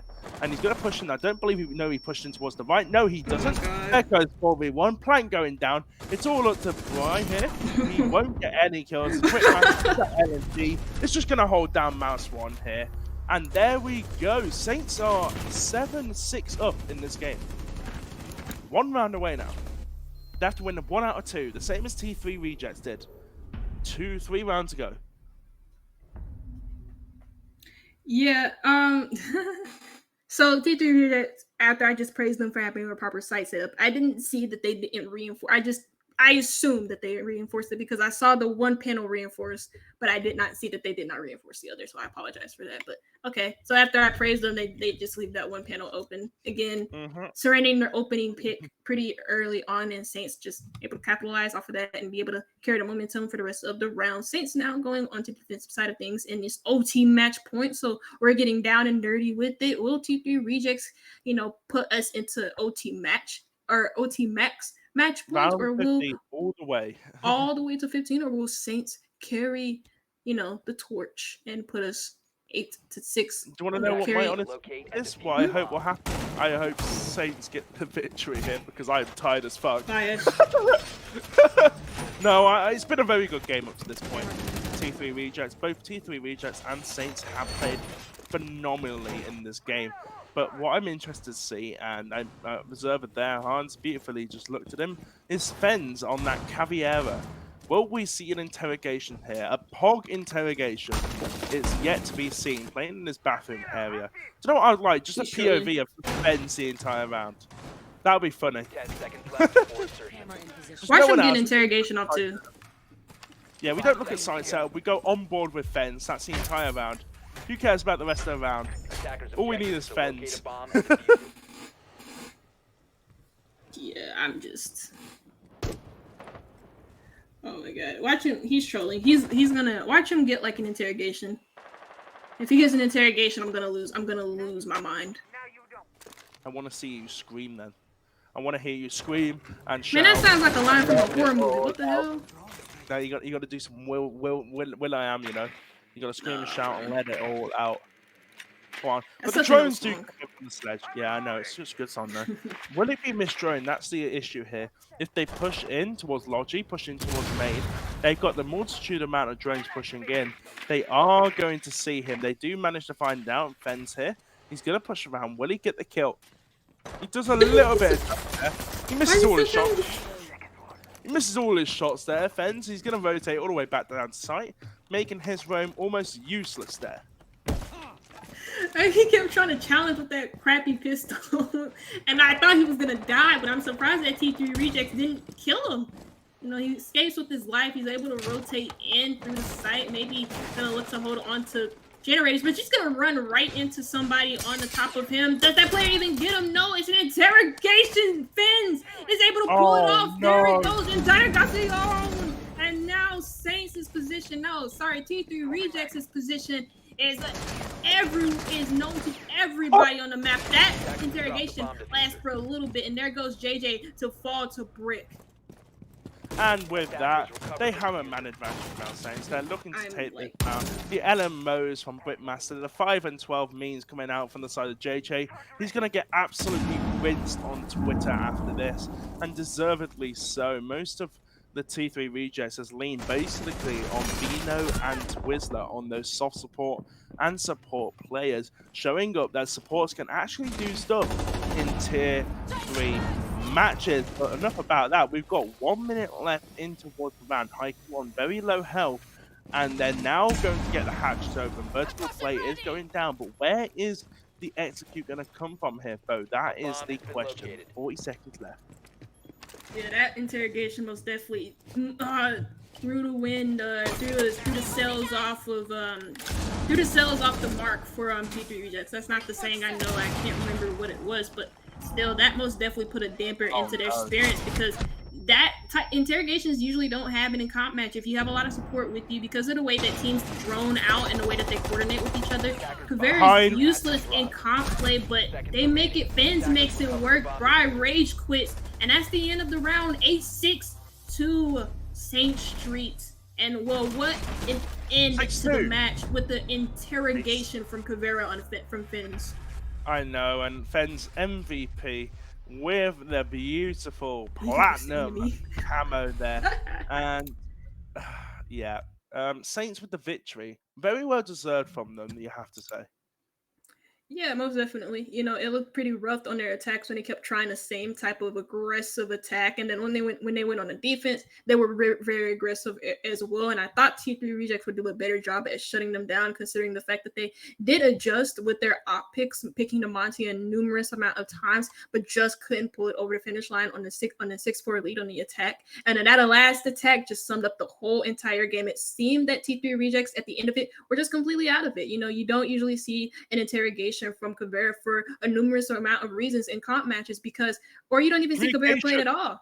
just because like her guns are pretty crap, her ability is pretty crap as well, and they don't work because teams are very good at droning normally. But T3 rejects, that wasn't necessarily a droning issue because Bry was at the top of the secret stairs. He heard him. He heard him come up those stairs. He was watching for him, but he didn't have anybody else to support him, and that's what really screwed him over in that round. You saw another player in garage as well in that situation.